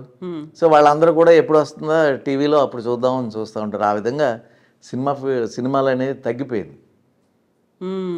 3 రోజులు 4 రోజులే ఏ సినిమా అండి. అప్పట్లో 100 రోజులు బళ్ళు కట్టుకుని చూసేవాళ్ళు సినిమాలు. రామారావు రక్త సంబంధం ఇవి ఉన్నాయంటే, దేవదాస్ ఇవి ఉన్నాయంటే బళ్ళు కట్టుకుని చూసేవాళ్ళండి. ఇప్పుడు బళ్ళు కట్టుకుని కాదు కదా, సోమవారం జనం ఉండటం కష్టం. టికెట్ల రేట్లు అనేవి కూడా విపరీతంగా పెంచేసి, అందుకే షోస్ పెంచి రేట్లు పెంచి జీవోలు కూడా తెచ్చు. యంగ్స్టర్స్ కోసమే సినిమాలు తీయాలి ఇప్పుడు.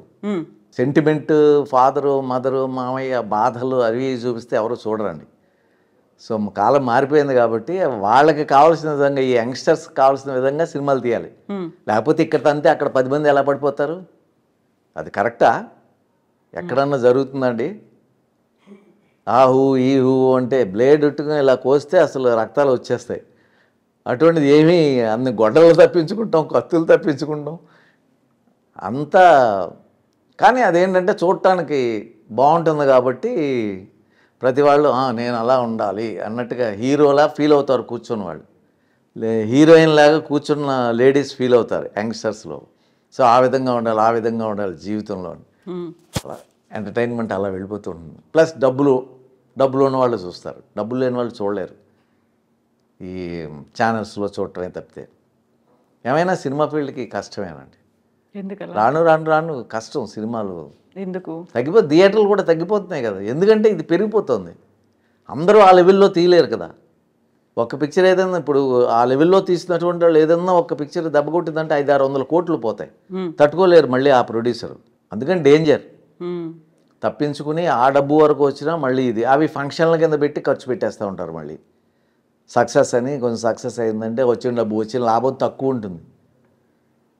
500 కోట్లు పెట్టి తీస్తే ఒక 10 కోట్లు వచ్చింది అనుకోండి. అదే అని 500 కోట్లు ఇన్వెస్ట్మెంట్కి 10 కోట్లు రావటం ఏంటి? సంవత్సరం 2 సంవత్సరాల తర్వాత ఎంత మీరు ఇంట్రెస్ట్లు చూడండి. 500 కోట్లకి 3 yearsలో 1500 కోట్లు అవుతుంది. చిన్న ఇంట్రెస్ట్, బ్యాంక్ ఇంట్రెస్ట్ చేసుకుంటే దానికి ఏం లాభం? ఎక్కువ దెబ్బలు తగులుతాయి కదా, అన్నీ సక్సెస్ అవ్వవు కదా. ఎప్పుడు మీరు థియేటర్లో చూసినటువంటి సినిమా ఏంటి? థియేటర్కి ఈ మధ్యకాలంలో ఎప్పుడు వెళ్ళలేదమ్మా నేను. ఇప్పుడు సూపర్ హిట్ అయిన అసలు చాలా సినిమాలు నేను చూడలేదు. బాహుబలి చూసా, కెనడాలో చూసా. శ్రీమంతుడు, బాహుబలి నేను కెనడా 1-2 చూసారు. RRR 1-2 చూడలేదండి. 1 బాహుబలి 1-2 చూడలేదు. నేను వచ్చేసాను తర్వాత మళ్ళీ హైదరాబాద్లో, చెన్నై చూడలేదండి. నాకు RRR మా కుటుంబ సమస్యలతోనే మేము సతమవుతూ ఉంటాం. సినిమాలకు వెళ్ళే అంత ఇది ఉండు. మా ఇంట్లో వాళ్ళు వెళ్తారు. మొన్న ఏదో ప్రభాస్ సినిమా ఏదో కలికి ఏదేనుకో, ఎక్కడ ఉన్నారని ఇంట్లో వాళ్ళు ఫోన్ చేస్తే మేము కలికి థియేటర్లో ఉన్నారు, కలికి సినిమా చూస్తున్నాం ఉన్నారు వాళ్ళు. నాకు పెద్ద ఇంట్రెస్ట్ లేదండి. నేనేంటంటే నేను ఉన్నది రన్ అవుతుంది సీరియల్స్ ఛానల్స్ కాబట్టి దీంట్లో తమిళ్ సీరియల్స్ ఎక్కువ కొంచెం అబ్జర్వ్ చేసుకుంటూ ఉంటా. భాష ఎలా చేస్తున్నారు, ఎలా చేయకూడదు, నేను చేసిన తప్పులేంటి ఏంటంటే ఇవన్నీ వీటిలోనే ఉంటాయి నాకున్న టైంలో. సో బాహుబలి 1 చూసారు, 2 చూడలేదు. RRR చూడలేదు. చాలా సినిమాలు చూడను. KGF అసలు సినిమాలు ఇలాంటివి అంటే యాక్చువల్గా ఇప్పుడు ఇవన్నీ కూడా ఒక బెంచ్ మార్క్ క్రియేట్ చేశాయి అనేది. బాహుబలి 2 అనేది రికార్డ్స్ క్రియేట్ చేసింది. ఆ రికార్డు సాధిస్తే అంతకు మించి అన్నట్టుగా లెక్కలు కనిపిస్తుంది. నాకు ఉపయోగం ఏమీ లేదు ఆ సినిమాలు చూడటం వల్ల. నా లైఫ్ ఏంటంటే నేను బ్రతకటం, నా కుటుంబాన్ని బ్రతికించటం. సో నాకేంటంటే నాకు సీరియల్స్ అంటే ఏంటంటే అన్ని సెంటిమెంట్తో కూడి అందరూ కూడా పెద్దవాళ్ళు చిన్నవాళ్ళు ఇంట్లో కూర్చొని ఆడవాళ్ళు చూసే సినిమాలు లాంటివి. సో అవి సీరియల్స్లోనే ఉంటాయి, ఆ ఎమోషన్స్ అన్ని. సో వాటి మీద నేను బ్రతుకుతున్నాను కాబట్టి వాటితోనే నాకు సరిపోతాను. నేను ఆ సినిమాలు చూడటం వల్ల నాకు ఉపయోగం లేదు, నన్ను వాళ్ళు తీసుకోరు, నేను పనికిరాను కూడా. ఇన్ని జానపదాలు చేసినా మరి బాహుబలిలోని వాటిలోని నేను వేశానా? మీరు అంటున్నారా బో జానపద కథానాయకుడు ఎవరైనా ఇచ్చారా? అవన్నీ ఊరికే అండి. సో మీరు వాళ్ళకి అందుబాటులో లేరా, లేకుంటే మీరునే వద్దనుకున్నారా వాళ్ళు? గుర్తుండను. తర్వాత ఇంకోటి ఏంటంటే నాకు ఇవ్వలేదని కూడా నేను బాధపడను. ఎందుకంటే వాళ్ళ ఫిగర్స్ చూస్తుంటే, వాళ్ళ ఫిట్నెస్ చూస్తుంటే, ప్రభాస్ది కానీ రాణాది కానీ ఈ మన చిరంజీవి గారి అబ్బాయిది కానీ రామ్ చరణ్ కానీ అందరూ కూడా ఆ ఫిట్నెస్లో వాళ్ళు అలా ఉన్నారు, మేము అలా లేము.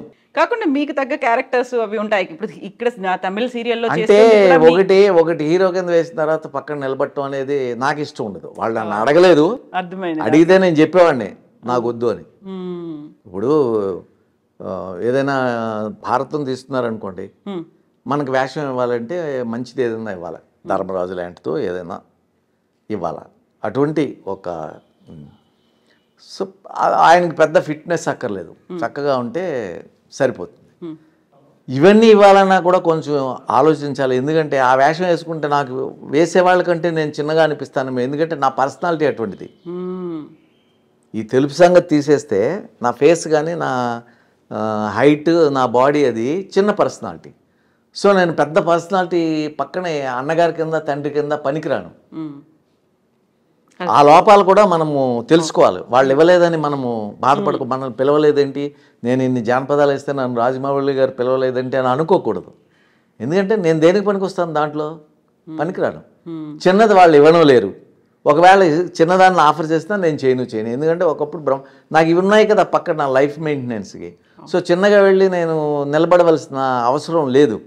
పేరు ప్రతిష్టలు ఉన్నాయి కదా, ఇప్పుడు వచ్చినా మీరు జానపద హీరో అంటున్నారా, ఆ పేరు అలా ఉండిపోతేనే మంచిది. అవును. అయితే ఇప్పటికీ సీరియళ్ళు కావచ్చు, ఓటీటీలకు కావచ్చు, ఈ రెండింటికి డిఫరెంట్గా వచ్చినటువంటి పేరు ఏంటంటే, సీరియళ్ళలో ఎక్కువగా అత్తాకోడలు క్రూయాలిటీ అనేది చూపిస్తుంటారు, లేకుంటే ఓవర్ ఎమోషన్స్, ఓవర్ యాక్టింగ్ అనేది ఉంటుంది.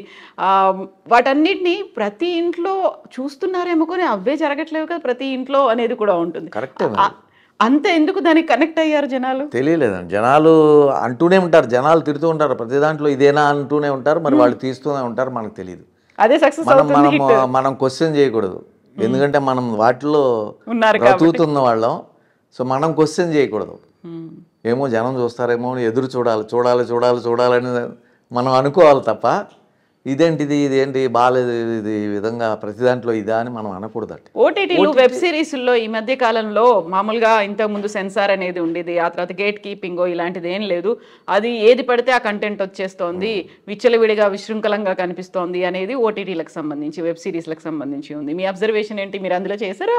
చేశానండి, వెబ్ సిరీస్ నేను కూడా చేశాను. అంటే మరి అది లైక్ చేస్తున్నారు. ఇప్పుడు అసెంబ్లీలో బూతులు మాట్లాడుతూ అంటేనే చూస్తున్నారు, వింటున్నారు, వద్దని చెప్పటం లేదు. పక్కన చిన్నవాళ్ళు అసలు పనికిరాని వాళ్ళందరికీ ఎమ్మెల్యే సీట్లు ఇచ్చేస్తున్నారు, వాళ్ళు దేనికి పనికిరాని వాళ్ళకి. సో పేరు ప్రతిష్టలతో వాళ్ళు నెగ్గేస్తున్నారు. నెగ్గిన తర్వాత ఇంకా అసెంబ్లీలో మన ప్రజల సమస్యల గురించి వాటి గురించి మాట్లాడకుండా ఎంతసేపు ఎదటి వాళ్ళని విమర్శించటం, కక్ష పెట్టుకోవటం, లేకపోతే బూతులు మాట్లాడటం, వాళ్ళ ఫ్యామిలీస్ గురించి బూతులు మాట్లాడటం, ఇటువంటి వాళ్ళకి ఎలా ఓట్లు వేస్తున్నారు. అదేవిధంగా ఈ సీరియల్స్ అవనివ్వండి, వీటిల్లో కూడా అవి కొంతకాలం తప్పదు, కొంతకాలం తర్వాత చూడటం మానేశారు అనుకోండి, వీళ్ళు ఇలా మాట్లాడతారు అని వాళ్ళు ఛానల్ తిప్పారనుకోండి, రేటింగ్ పడిపోతుంది. ఆ టైపింగ్ వాళ్ళు తీరు వేరే కొత్త అర్థమవుతుంది. చూస్తున్నంతసేపు బాగానే వెళుతుంది, మంచి రేటింగ్ వస్తుందంటే వాళ్ళు లైక్ చేస్తున్నారేమో అని అపోహపడేది. సో దాంట్లో ఇది ఉంది కాబట్టి, ఈ కంటెంట్ ఉంది కాబట్టి మనం ఇలా తీయాలని మరొకడు ఆ విధంగా వెళుతున్నారండి. సో మీరు జానపద కథానాయకుడిగా విఠలాచార్య గారి సినిమాల్లో అన్ని సినిమాల్లో వేషాలు వేసినప్పుడు, మీకంటూ ఒక రేంజ్ని క్రియేట్ చేసుకున్నప్పుడు, ఆ టైంలో వచ్చినటువంటి జనరేషన్ చిరంజీవి గారు కావచ్చు, అప్పుడు కొదమసింహం అనుకుంటాను కదా, అదే టైంకి అప్పుడు రిలీజ్ అయినప్పుడు కాంపిటీషన్ అనేది కనిపించేదా మీ మధ్యలో? ఎలా ఉండేది అసలు? నేను ఎప్పుడూ అనుకోలేదమ్మా. చిరంజీవి గారు ఫస్ట్ పిక్చర్ నాదే, పునాదిరాళ్ళు. పునాదిరాళ్ళు మేము 5 కుర్రోళ్ళం కలిసిమెలిసి ఉండేవాళ్ళం. తర్వాత కొన్ని రోజుల తర్వాత పున్నమి నాగులో చేశాము. ఆయనదేమో నెగిటివ్ క్యారెక్టర్, నాది. సో నాకు ఏమంటాము, స్నేహితుడిని మిత్రుడు అంటాం. నాకు ఆప్తమిత్రుడు. ఆప్తమిత్రుడు అంటే ఆపదల్లో ఆదుకునేవాడు. అలా ఉన్న 2-3లో నాకు చిరంజీవి కూడా ఒకరు. సో అయితే నేను ఎప్పుడు ఆప్తమిత్రుడని నేను ఆయన్ని కలవటము, నా సమస్యలు చెప్పుకోవటం ఇటువంటి ఎప్పుడు నేను చేయలేదు. ఎందుకంటే ఇటువంటి పరిస్థితులు నాకు రాలేదు. నన్ను ఇండస్ట్రీలో నేను అంతకుముందు ఎలా వచ్చానో, నన్ను ఎలా పోషిస్తున్నారో ప్రొడ్యూసర్సు అండ్ ఛానల్స్ అవనివ్వండి, డైరెక్టర్స్ అవనివ్వండి.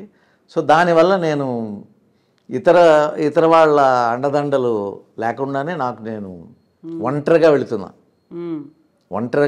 వెళుతున్నాను. అలా సాగుతోంది కాలం, నన్ను సాగనిస్తుంది ఈ వయసులో కూడా. సో నాకు ఇష్టమే, నా పక్క వాళ్ళు నేనే పొగుడుతూ ఉంటాను. ఆ షార్ట్ చేసినప్పుడే నాకు ఏచూరు గారు, మేమందరం జగన్మోహన్ ఇవన్నీ ఏచూరు గారు అందరూ మేము ఉన్నారు కదా, అయ్యో ఆయన లేని, ఏచూరు గారు లేని సినిమా ఉండేదా అప్పట్లో? ఎంతకాలం నుంచి మా అందరికంటే సీనియర్స్ సారథి గారు, ఏచూరు గారు, కేకే శర్మ గారు, ఇటువంటి వారందరూ కూడా చాలా సీనియర్స్ అండి. వారందరితో కలిసిమెలిసి చేశాము. మెయిన్ సావిత్రి గారు, వారితో నా జగన్మోహన్లో మదర్ ఆవిడే, పునాదిరాళ్ళలో మదర్ ఆవిడే. నాకు అటువంటి అదృష్టం, వారి పక్కన చేసే అదృష్టం కలిగింది అప్పట్లో మాకు. సో నాకు ఎదటి వాళ్ళు బాగుంటే నాకు చాలా ఇష్టం, సంతోషం. సంతోషం. ఫోన్ చేసి కంగ్రాచులేట్ చేశారా పద్మవిభూషణ్ వచ్చినప్పుడు చిరంజీవి? లేదండి, నేను చెప్తున్నాను కదా, నాకు అసలు ఫోన్ నెంబర్లు తెలియదు, ఏమీ తెలియదు. నేను ఆహా అనుకుంటాను అంతే. గతంలో కలిసి పని చేసాము, ఆప్తమిత్రుడు, అంతే. అవన్నీ కూడా అనుకోను, ఆహా అనుకుంటా. అంటే ఇవన్నీ కూడా ఇవన్నీ ఇవ్వటం నేను పెద్దగా అనుకోను.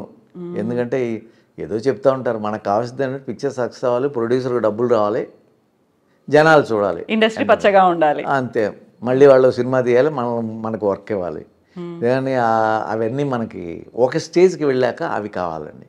ఒక స్టేజ్కి వెళ్ళాక వీటన్నిటికంటే ఏదో ఇంకా కావాలనే తపన అది ఉంటుంది. ఆ తపన ఉన్న వాళ్ళు అటు ప్రయత్నం చేస్తారు, వాళ్ళు సక్సెస్ అవుతుంటారు. నేను చెప్పాను కదా, అత్యాశ నాకు లేదు అని. సో వాటి గురించి నేను ఆలోచించాను అసలు. అయితే మీకు మనం ఇంటర్వ్యూ స్టార్టింగ్లో ఒక మాట చెప్పారు, అసలు వేరే దురలవాట్లు కానీ మిగతావి కానీ ఇవన్నీ లేవనుకున్నప్పుడు మీతో పాటుగా ఇండస్ట్రీలోకి వచ్చి, లేకుంటే మీకంటే సీనియర్లుగా ఉన్నవాళ్ళు, మీ తర్వాత వచ్చిన వాళ్ళు చాలామంది తాగుడుకు బానిసయ్యారు, లేకుంటే ఇంకో వ్యసనాలకు బానిసయ్యి ఉన్నదంతా పోగొట్టుకున్నారు, అప్పుల పాలయ్యారు, ఒకప్పుడు విపరీతంగా సంపాదించిన వాళ్ళు కూడా అప్పుల పాలయ్యారు. ఇలాంటివన్నీ ఎగ్జాంపుల్స్. ఇప్పుడు మీరు సావిత్రి గారి గురించి చెప్పినప్పుడు ఇవన్నీ చూసినప్పుడు ఏమనిపిస్తుంది? బాధ కలుగుతుంది. ఏదైనా చేయగలిగితే మనం ఆహానే పొజిషన్లో లేము, చిన్నగా ఏదైనా చేయగలం అంతే. పెద్ద ఉన్నవాళ్ళు వాళ్ళు తలుచుకుంటే ఏదైనా చేయగలరు. వాళ్ళకి ఆ మనస్తత్వం ఉంటుందో లేదో తెలియదు. మనకేమిటంటే చేద్దామన్నా మన దగ్గర ఉండవు.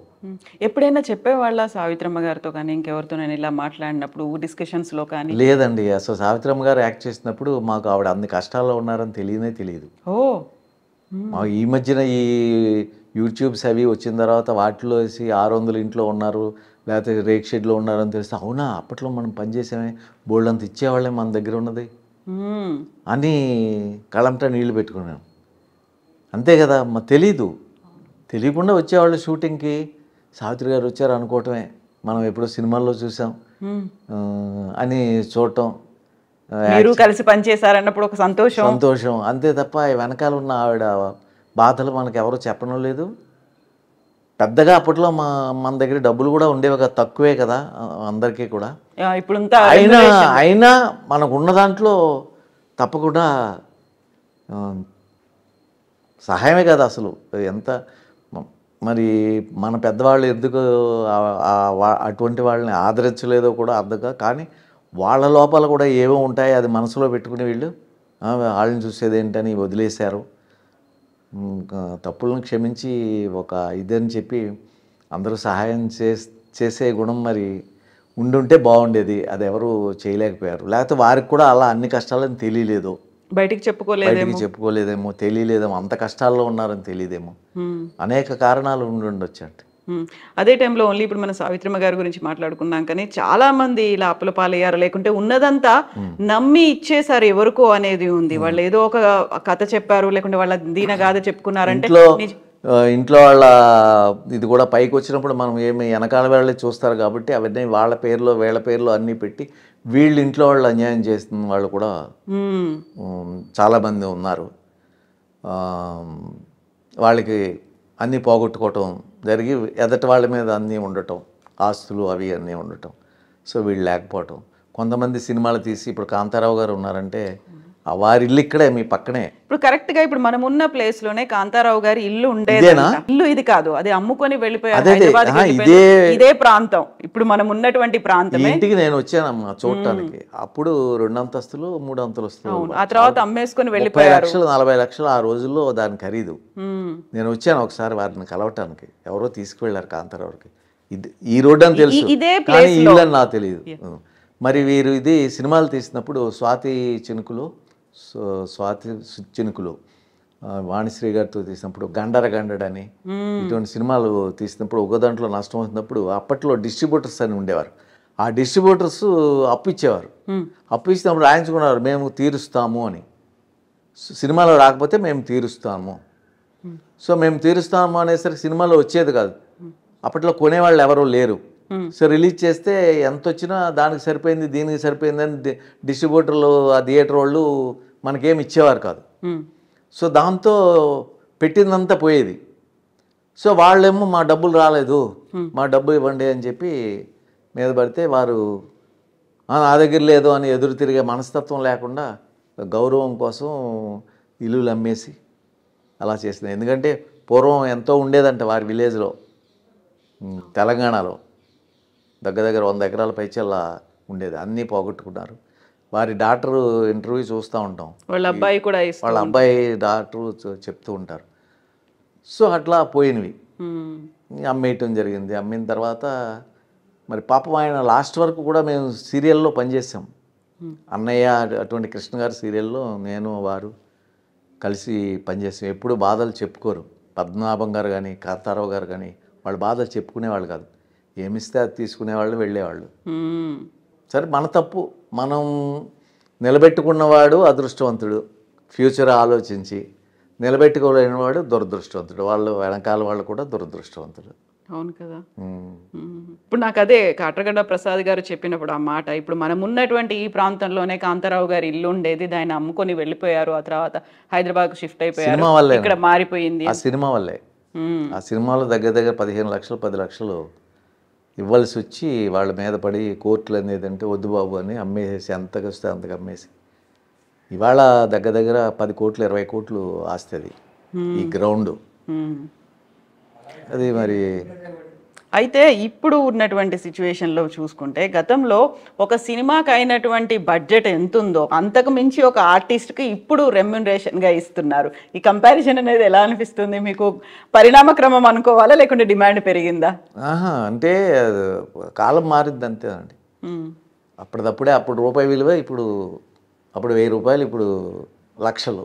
అయితే నరసింహరాజు గారు పెద్దగా ఎవరికి శత్రువు కాదు, ఎవరికి అంత పెద్దగా మిత్రత్వం ఉన్నప్పటికీ హాయ్ హలోలు ఇవన్నీ ఉండకపోయినప్పటికీ వివాదాస్పద రహితుడు, ఎక్కువ వివాదాలు అనేవి లేవు కదా అసలు. అంటే పేరైతే ఉంది. అంటే వివాదాలు లేవంటే ఏదైనా మాట్లాడింది వేరే విధంగా ఛానల్స్ వాళ్ళు పెట్టకుండా ఉంటే ఎందుకంటే ఉదాహరణకి ఛానల్స్ కాదు ముందు నుంచి కూడా ఎక్కువ గొడవలు కూడా పేపర్లో అప్పుడు పేపర్లో ఏదైనా మాట్లాడితే దాని ఎందుకు అలా చేస్తారో తెలియదు. అంటే ఒక అట్రాక్టివ్గా ఉండటానికి అలా పెడతారో టైటిల్స్ పెట్టి. చిరంజీవి గారు ఉదాహరణకు ఒకటి చెప్తాను. చాలా కాలం మేము ఎప్పుడూ కలవలేదు. నాగబాబు గారు నేను ఒక సీరియల్ చేస్తుంటే మా ఇంటికి ఎప్పుడు రాలేదంటే రాలేదులే, అక్కడ అందరూ ఉంటారు పెద్ద వాళ్ళందరూ, నేను ఎందుకు, అంతే తప్ప ఏం లేదు నాగబాబు గారు అని చెప్పాను. అన్నయ్య రేపు ఎల్లుండి వస్తున్నాడు, ఏదో సినిమా ఉందండి, శంకర్దాద మీరు గుర్తుంది అది, సంతోషం సీరియల్ చేశారు. అప్పుడు వెళ్దాం నువ్వు ఉంటే నా ఎవరో అడ్డు పెట్టరు కదా ఈ ఇప్పుడు కొత్త వాళ్ళు ఉంటారు కదా చుట్టూ, వాళ్ళు అడ్డు PR పెడతారు. ఉంటారు, సెక్యూరిటీ ఏదైనా అంటే ఇదేంటి వీళ్ళు అడ్డు పెడతారని మనకు అహం రావచ్చు. నాగబాబు గారి దగ్గరికి వెళ్ళినప్పుడు నాగబాబు నెక్స్ట్ డే వారు వచ్చారు. ఓకే, చిరంజీవి. సో మేము ఇదే అయిన తర్వాత లంచ్ టైంలో వెళదాము అని అనుకున్నాం. లంచ్ టైంలో వెళదాం సార్ అన్నారు నాగబాబు గారు. సరే అని ఈ లోపల వారే వచ్చారు. ఏదో పలకరించుకున్నాం, అందరూ కాళ్ళ మీద పడ్డారు, నమస్కరించారు, అది ఇది. ఆయన నన్ను కౌగులించుకున్నాడు. ఏమయ్యా ఎలా ఉన్నావు రాజు అని. బాగానే ఉన్నాను. మా డైరెక్టర్ని కూడా పరిచయం చేస్తే ఆయన దూరంగా వెళ్ళిపోయాడు. ఆయన కొంచెం అదొక టైప్ మెంటాలిటీ, ఇన్ఫీరియారిటీ కాంప్లెక్స్. ఆయన వెళ్ళిపోయారు, హలో అని వెళ్ళిపోయారు ఆయన. సో నేను దూరంగా ఉన్న ఫోటోలు తీసుకుంటా అంటే తర్వాత నా మొదటి హీరో గారు రండి ఫోటో దిగాలి అని ఫోటో దిగాను. నాగబాబు, నేను, ఆయన. అదే నా ఇంట్లో ఉంటుంది. నా ఇంట్లో ఫోటో లేదు ఏమీ, ఇది ఒక్కటే ఉంటుంది. నేను ఎప్పుడు పెట్టుకో, నా ఫోటోలు కూడా పెట్టుకోలే. దీన్ని ఏమని రాశారు, నన్ను ఆయనే నా దగ్గరికి వచ్చాడు అని హెడ్డింగ్ పెట్టి ఒక యూట్యూబ్ వాళ్ళు వేశారు. అది ఎంత బాధపడతారు. మీరు దూరంగా ఉన్నారు, చిరంజీవి గారే వచ్చేసి మిమ్మల్ని కలిశారు అని. అలా అని కాదు, అది ఎలా ఉంటుందంటే ఆ చదివే ఆయనే నా దగ్గరికి వచ్చాడు అని ఇలా నా ఫోటో వేసి చిరంజీవి వేస్తే నేను వాడిని కలవను, వాడే నా దగ్గర రావాలి అన్న మీనింగ్ రావటంలా తప్పు కదా. అది లోపల మ్యాటర్ వేరే ఉంది, లోపల ఏమి చెప్పామో అదే ఉంది. సో ఈ జనానికి అట్రాక్షన్గా ఉండటానికి వీళ్ళు ఇది చేస్తారు. అర్థమైంది. దీనివల్ల ఏంటంటే మనసులో అది లోపల మ్యాటర్ చదవలేదు అనుకోండి, అది గుర్తుపెట్టుకున్నామంటే ఇప్పుడు నేను ఆప్తమిత్రుడు అంటున్నాను, అది కాకుండా అతనే నా దగ్గరకు వచ్చాడంటే ఏంటి ఎలా అంటాడు అని అనుకోరా. హెడ్డింగ్ చూసి చదివే సమయం లేకపోతే. అవును కదా. మరి ఇలా ఉన్నాయి. కొంతమంది ఏమో బతికున్న వాళ్ళని చంపేస్తున్నారు, ఫోటోకి దండలు వేసేసి చచ్చిపోయారని రాస్తున్నారు, చనిపోయిన వాళ్ళు బతికున్నారని రాస్తున్నారు. ఇలా అయిపోయింది. కాలంతో పాటు నవ్వుకోవటం, వెళ్ళిపోవటం. ఇది ఆలోచించాం అనుకోండి, మనం ముందు మీరు అన్నట్టు అనారోగ్యం పాలైపోతాం. అయితే ప్రతిసారి ఇప్పుడు మీరు ఈ మాట అన్న తర్వాత నేను అంటున్నాను, చాలా వరకు వీళ్ళు మాకు తెలుసు, లేకుంటే వాళ్ళ ఫ్యామిలీకి మేము చాలా క్లోజు, లేకుంటే ఆ పిల్లలు మమ్మల్ని ఇలా పిలిచేవాళ్ళు, మీరు ఒక రాజు రావయ్య అని చిరంజీవి గారు పిలిచారు కదా. సో ఇంత ప్రతిదాన్ని ఇప్పుడు గొప్పగా చెప్పుకోవాల్సినటువంటి పరిస్థితులు ఏర్పడాయి అనిపిస్తోంది కదా ఇప్పుడున్నటువంటి సిచ్యువేషన్లో చూస్తే. లేదు నాకు చిరంజీవి గారు చాలా క్లోజు, బాల్యమిత్రుడు, లేకపోతే వీళ్ళు మేము చిన్నప్పటి నుంచి కలిసి పెరిగేవాళ్ళం, ఇలా పిలుచుకునేవాళ్ళం, ఇలా ఆడుకునేవాళ్ళం, ఇలా సినిమాలు చూసేవాళ్ళం, అదంతా చెప్తే చాలా గొప్పగా అనిపిస్తోంది కదా ఇప్పుడు. ఏమో మరి ఎలా ఫీల్ అవుతారు. అబ్బా ఊరికే సోది చెప్తున్నాడు కూడా అనుకునేవాళ్ళు కూడా ఉంటారు. మెయిన్ మ్యాటర్ చెప్పకుండా మైండ్ సెట్ ఎలా ఉంటుందో తెలియదని చదివేవాళ్ళది. ఏదైనా మనం మాట్లాడుతుంటే సోది చెప్తున్నాడు, అబ్బా సోది చెప్తున్నాడు ఏంటా అని పక్కకి వెళ్ళిపోతారు. సో మెయిన్ మ్యాటర్ చెప్తుంటే అది ప్రజెంట్ది కావాలి, ప్రీవియస్ వద్దు. కానీ చాలా మందికి ప్రీవియస్ హిస్టరీ ఏంటి, వాళ్ళ బ్యాక్గ్రౌండ్ ఏంటి, లూప్ హోల్స్ ఏంటి, ఇవి తెలుసుకుంటే అవన్నీ వద్దండి. అవన్నీ ఎవరు వినరు, తిప్పేస్తారు. ప్రజెంట్ ఏదన్నా చెప్పగలిగితే ప్రజెంట్ ఉన్నోడిని వాడు ఎదవా, వీడు మంచివాడు, ఇది మాట్లాడితే వీడు బాగా మాట్లాడుతున్నాడు, వీడు ఇది చూడాలి అండి. కానీ వాడు మంచివాడు, వాడు చేసిన మంచి పనులు ఇవి అన్నాకని చూడరా. మంచి పనుల గురించి చెప్పొచ్చు, చెడు పనుల గురించి చెప్పొచ్చు. మంచి పనుల కంటే చెడు గురించి చెప్తుంటే వింటారు. మంచి పనులు చెప్తే అవి సరే, ఇంకా వాడు ఏం దరిద్ర పనులు చేశాడు అవి చెప్పండి అంటారు. క్యూరియాసిటీ పెంచుతుంది కదా. చనిపోయిన వాళ్ళ గురించి కానీ ఉన్న వాళ్ళ గురించి మంచి తీసుకోవాలండి, చెడు పక్కన పెట్టేయాలి. మంచి కూడా ఉంటుంది కదా, ప్రతి వాళ్ళలోని మంచి చెడు ఉంటుంది. మనం మంచి తీసుకుంటే బాగుంటుంది, చెడుని వదిలేసేసి.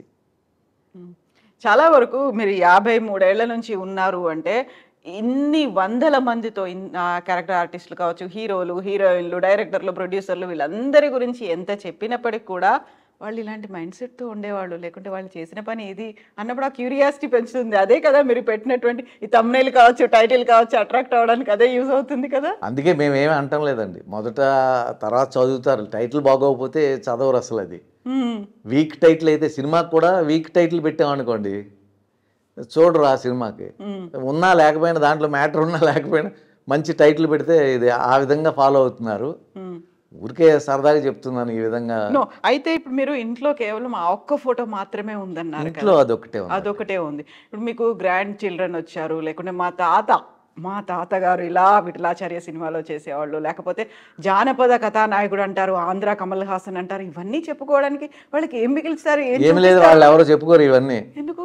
నన్ను ప్రజెంట్ చూసిన తర్వాత ఓ తాత వెరీ సెక్సీ యు ఆర్ అంటారు. ఏదన్నా ఇది ఉంటే ఇదే మాట్లాడతారు తప్పితే గతం నువ్వు సినిమా హీరోవి అవి ఇవి ఇవేమి మా మనవలు తెలుసు చూపించలేదు. ఇప్పుడు చేసేవి చూస్తారు అప్పుడప్పుడు, అప్పటివి అప్పటి చూడరండి. ఎందుకలా చూడరు? అప్పుడు సినిమాలు ఎవరు చూడరు ఇప్పుడు. అప్పుడు బాధలు గాథలు ఆ స్టోరీస్ ఎవరు ఆ సినిమా తీసామనుకోండి రిలీజ్ కూడా అవ్వదు. అయితే ఇప్పుడు వాళ్ళు చూడరు. యు ఆర్ సో సెక్సీ అని మీరు ఇప్పుడు అన్నప్పుడు, ఇప్పుడే కాదురా నేను అప్పుడే ఇలా ఉండేవాడిని నన్ను చూపించలేదు, అసలు చూపించాలనిపించలేదు. అంత టైం ఉండదు వాళ్ళకు కూడా. తాత యూఆర్ లుకింగ్ సో సెక్సీ అని అలా వెళ్ళిపోతారు. ఏజ్ ఎంత? చిన్నపిల్లలు. ఏమనిపిస్తుంది అప్పుడు మీకు? వాళ్ళకి అలా అనిపించింది, అలా మాట్లాడుతున్నారు. ఆ టైంలో మీరు హీరోగా ఉన్నప్పుడు ఇలాంటి కామెంట్స్ ఎవరి దగ్గర నుంచి వచ్చాయా? వచ్చినా ఏదేంటో మనకి తెలుసు కదా, పెద్దగా రాలేదు. ఎందుకంటే మనం క్లోజ్గా ఎవరితోని కూర్చొని ఏదైనా సీన్ గురించి డిస్కస్ చేయటము, లేకపోతే వెళ్ళిపోవటం, ఆ టైంకి రావటం వెళ్ళిపోవటం. పెద్దవాళ్ళు కదండి అందరూని. మేము యేచూరి గారు మేము శారద గారు మాట్లాడుకోవటమే గొప్ప కబుర్లు చెప్తాం. అందులో వీళ్ళు మాట్లాడేది నేను వింటమే, ఎందుకంటే వాళ్ళు కమెడియన్స్, టాప్ కమెడియన్స్ వీరు. ఎప్పటి నుంచో ఉన్నవాళ్ళు కదా. మేము కొత్తలో వచ్చినప్పుడు ఆ టీ నగర్ అది ఇక్కడే పాండీ బజార్లో వీళ్ళందరినీ చూసేవాళ్ళం. యేచూరి గారిని, కేకే శర్మ గారిని, శారద గారిని, పొట్టి ప్రసాద్ గారిని, వీళ్ళందరూ ఒక్కొక్కరు ఒక్కొక్క డిఫరెంట్ టైప్ కమెడియన్స్.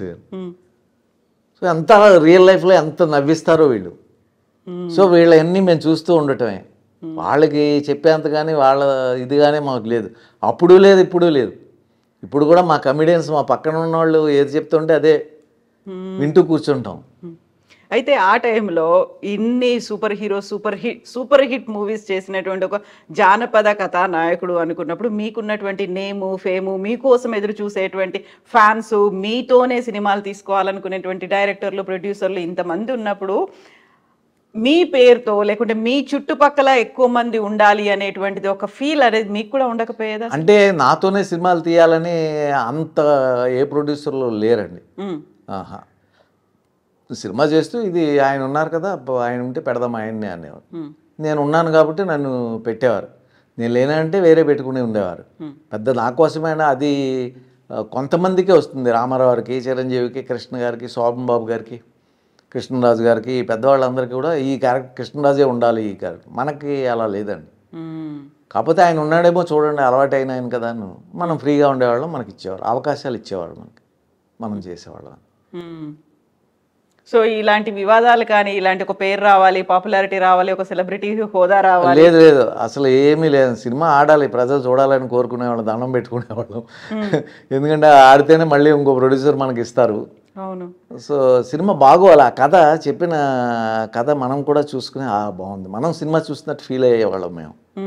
సినిమా చేసిన తర్వాత ఇప్పుడు సీరియల్ కానీ ప్రతిదీ చూస్తామండి. ఇవాళ వచ్చింది, రేపు ఖాళీ ఉన్న హాఫ్ అన్ అవర్లో అది వేసుకుని చూస్తాం, ఏం తప్పులు ఉన్నాయి ఏంటి, కథ ఏంటి అనేది. అయ్యో ఈవేళ బాగోలేదే ఈ సీరియల్ అని కూడా అనుకుంటాం. సో ఏదైనా తప్పు ఉప్పులు ఉన్నప్పుడు సరి చేసుకుంటూ ఉంటాం. సో అట్లాగే ఆ కథను బట్టి ఫీల్ అవటం. అదే పరిచయాలు నా డిసడ్వాంటేజ్ అండి. నేను పరిచయాలు ఎక్కువ పెంచుకోలేదు.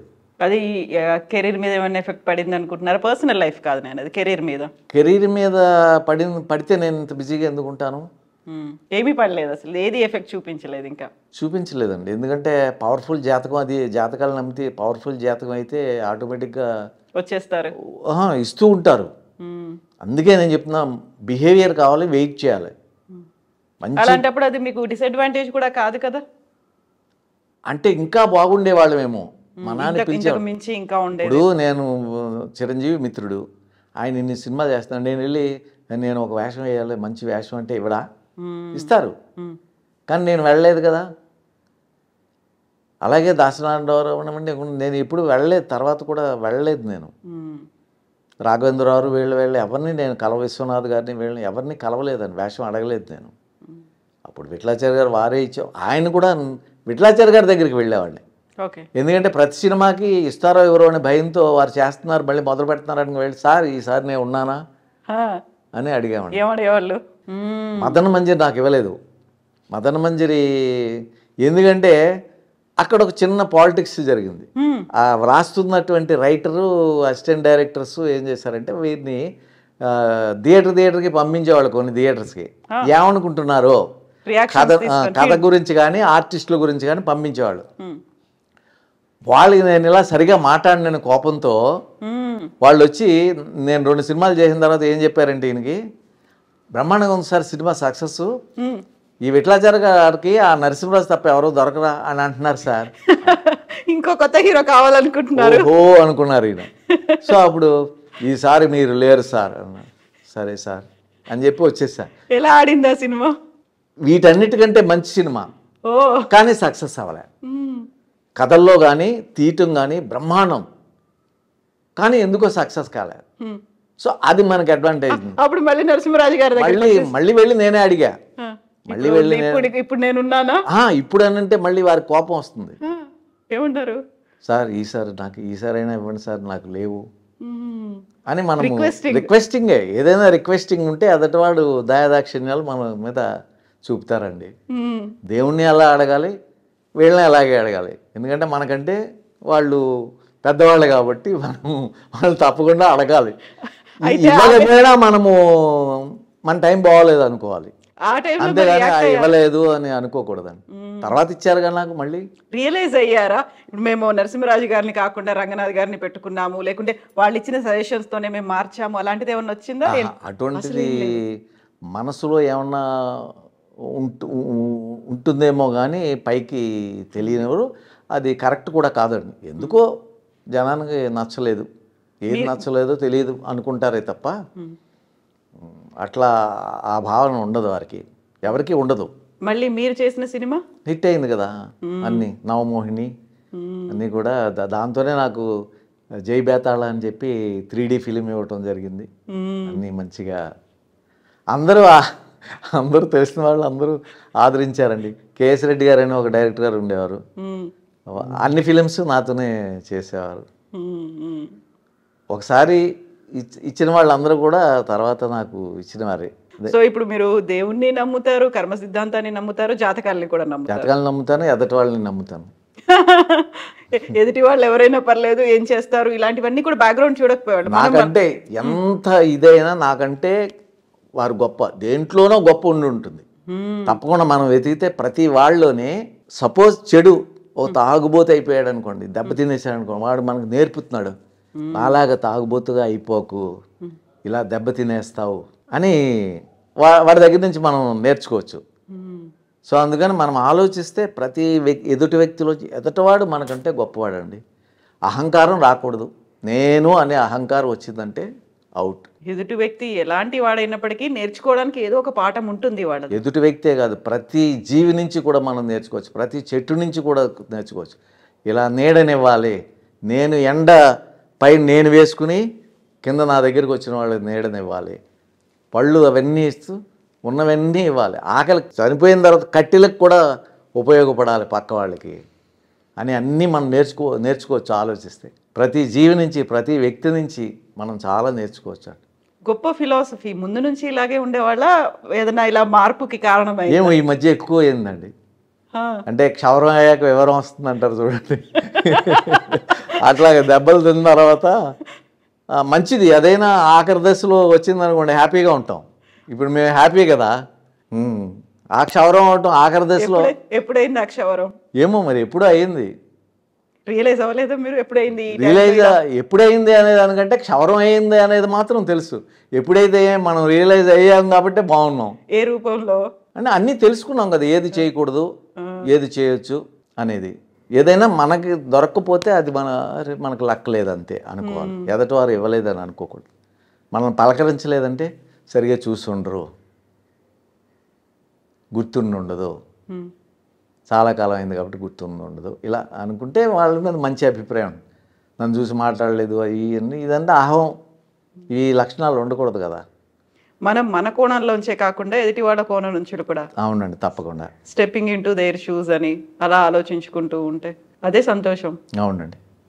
అదే లైఫ్ని లీడ్ చేసేలా చేస్తుంది.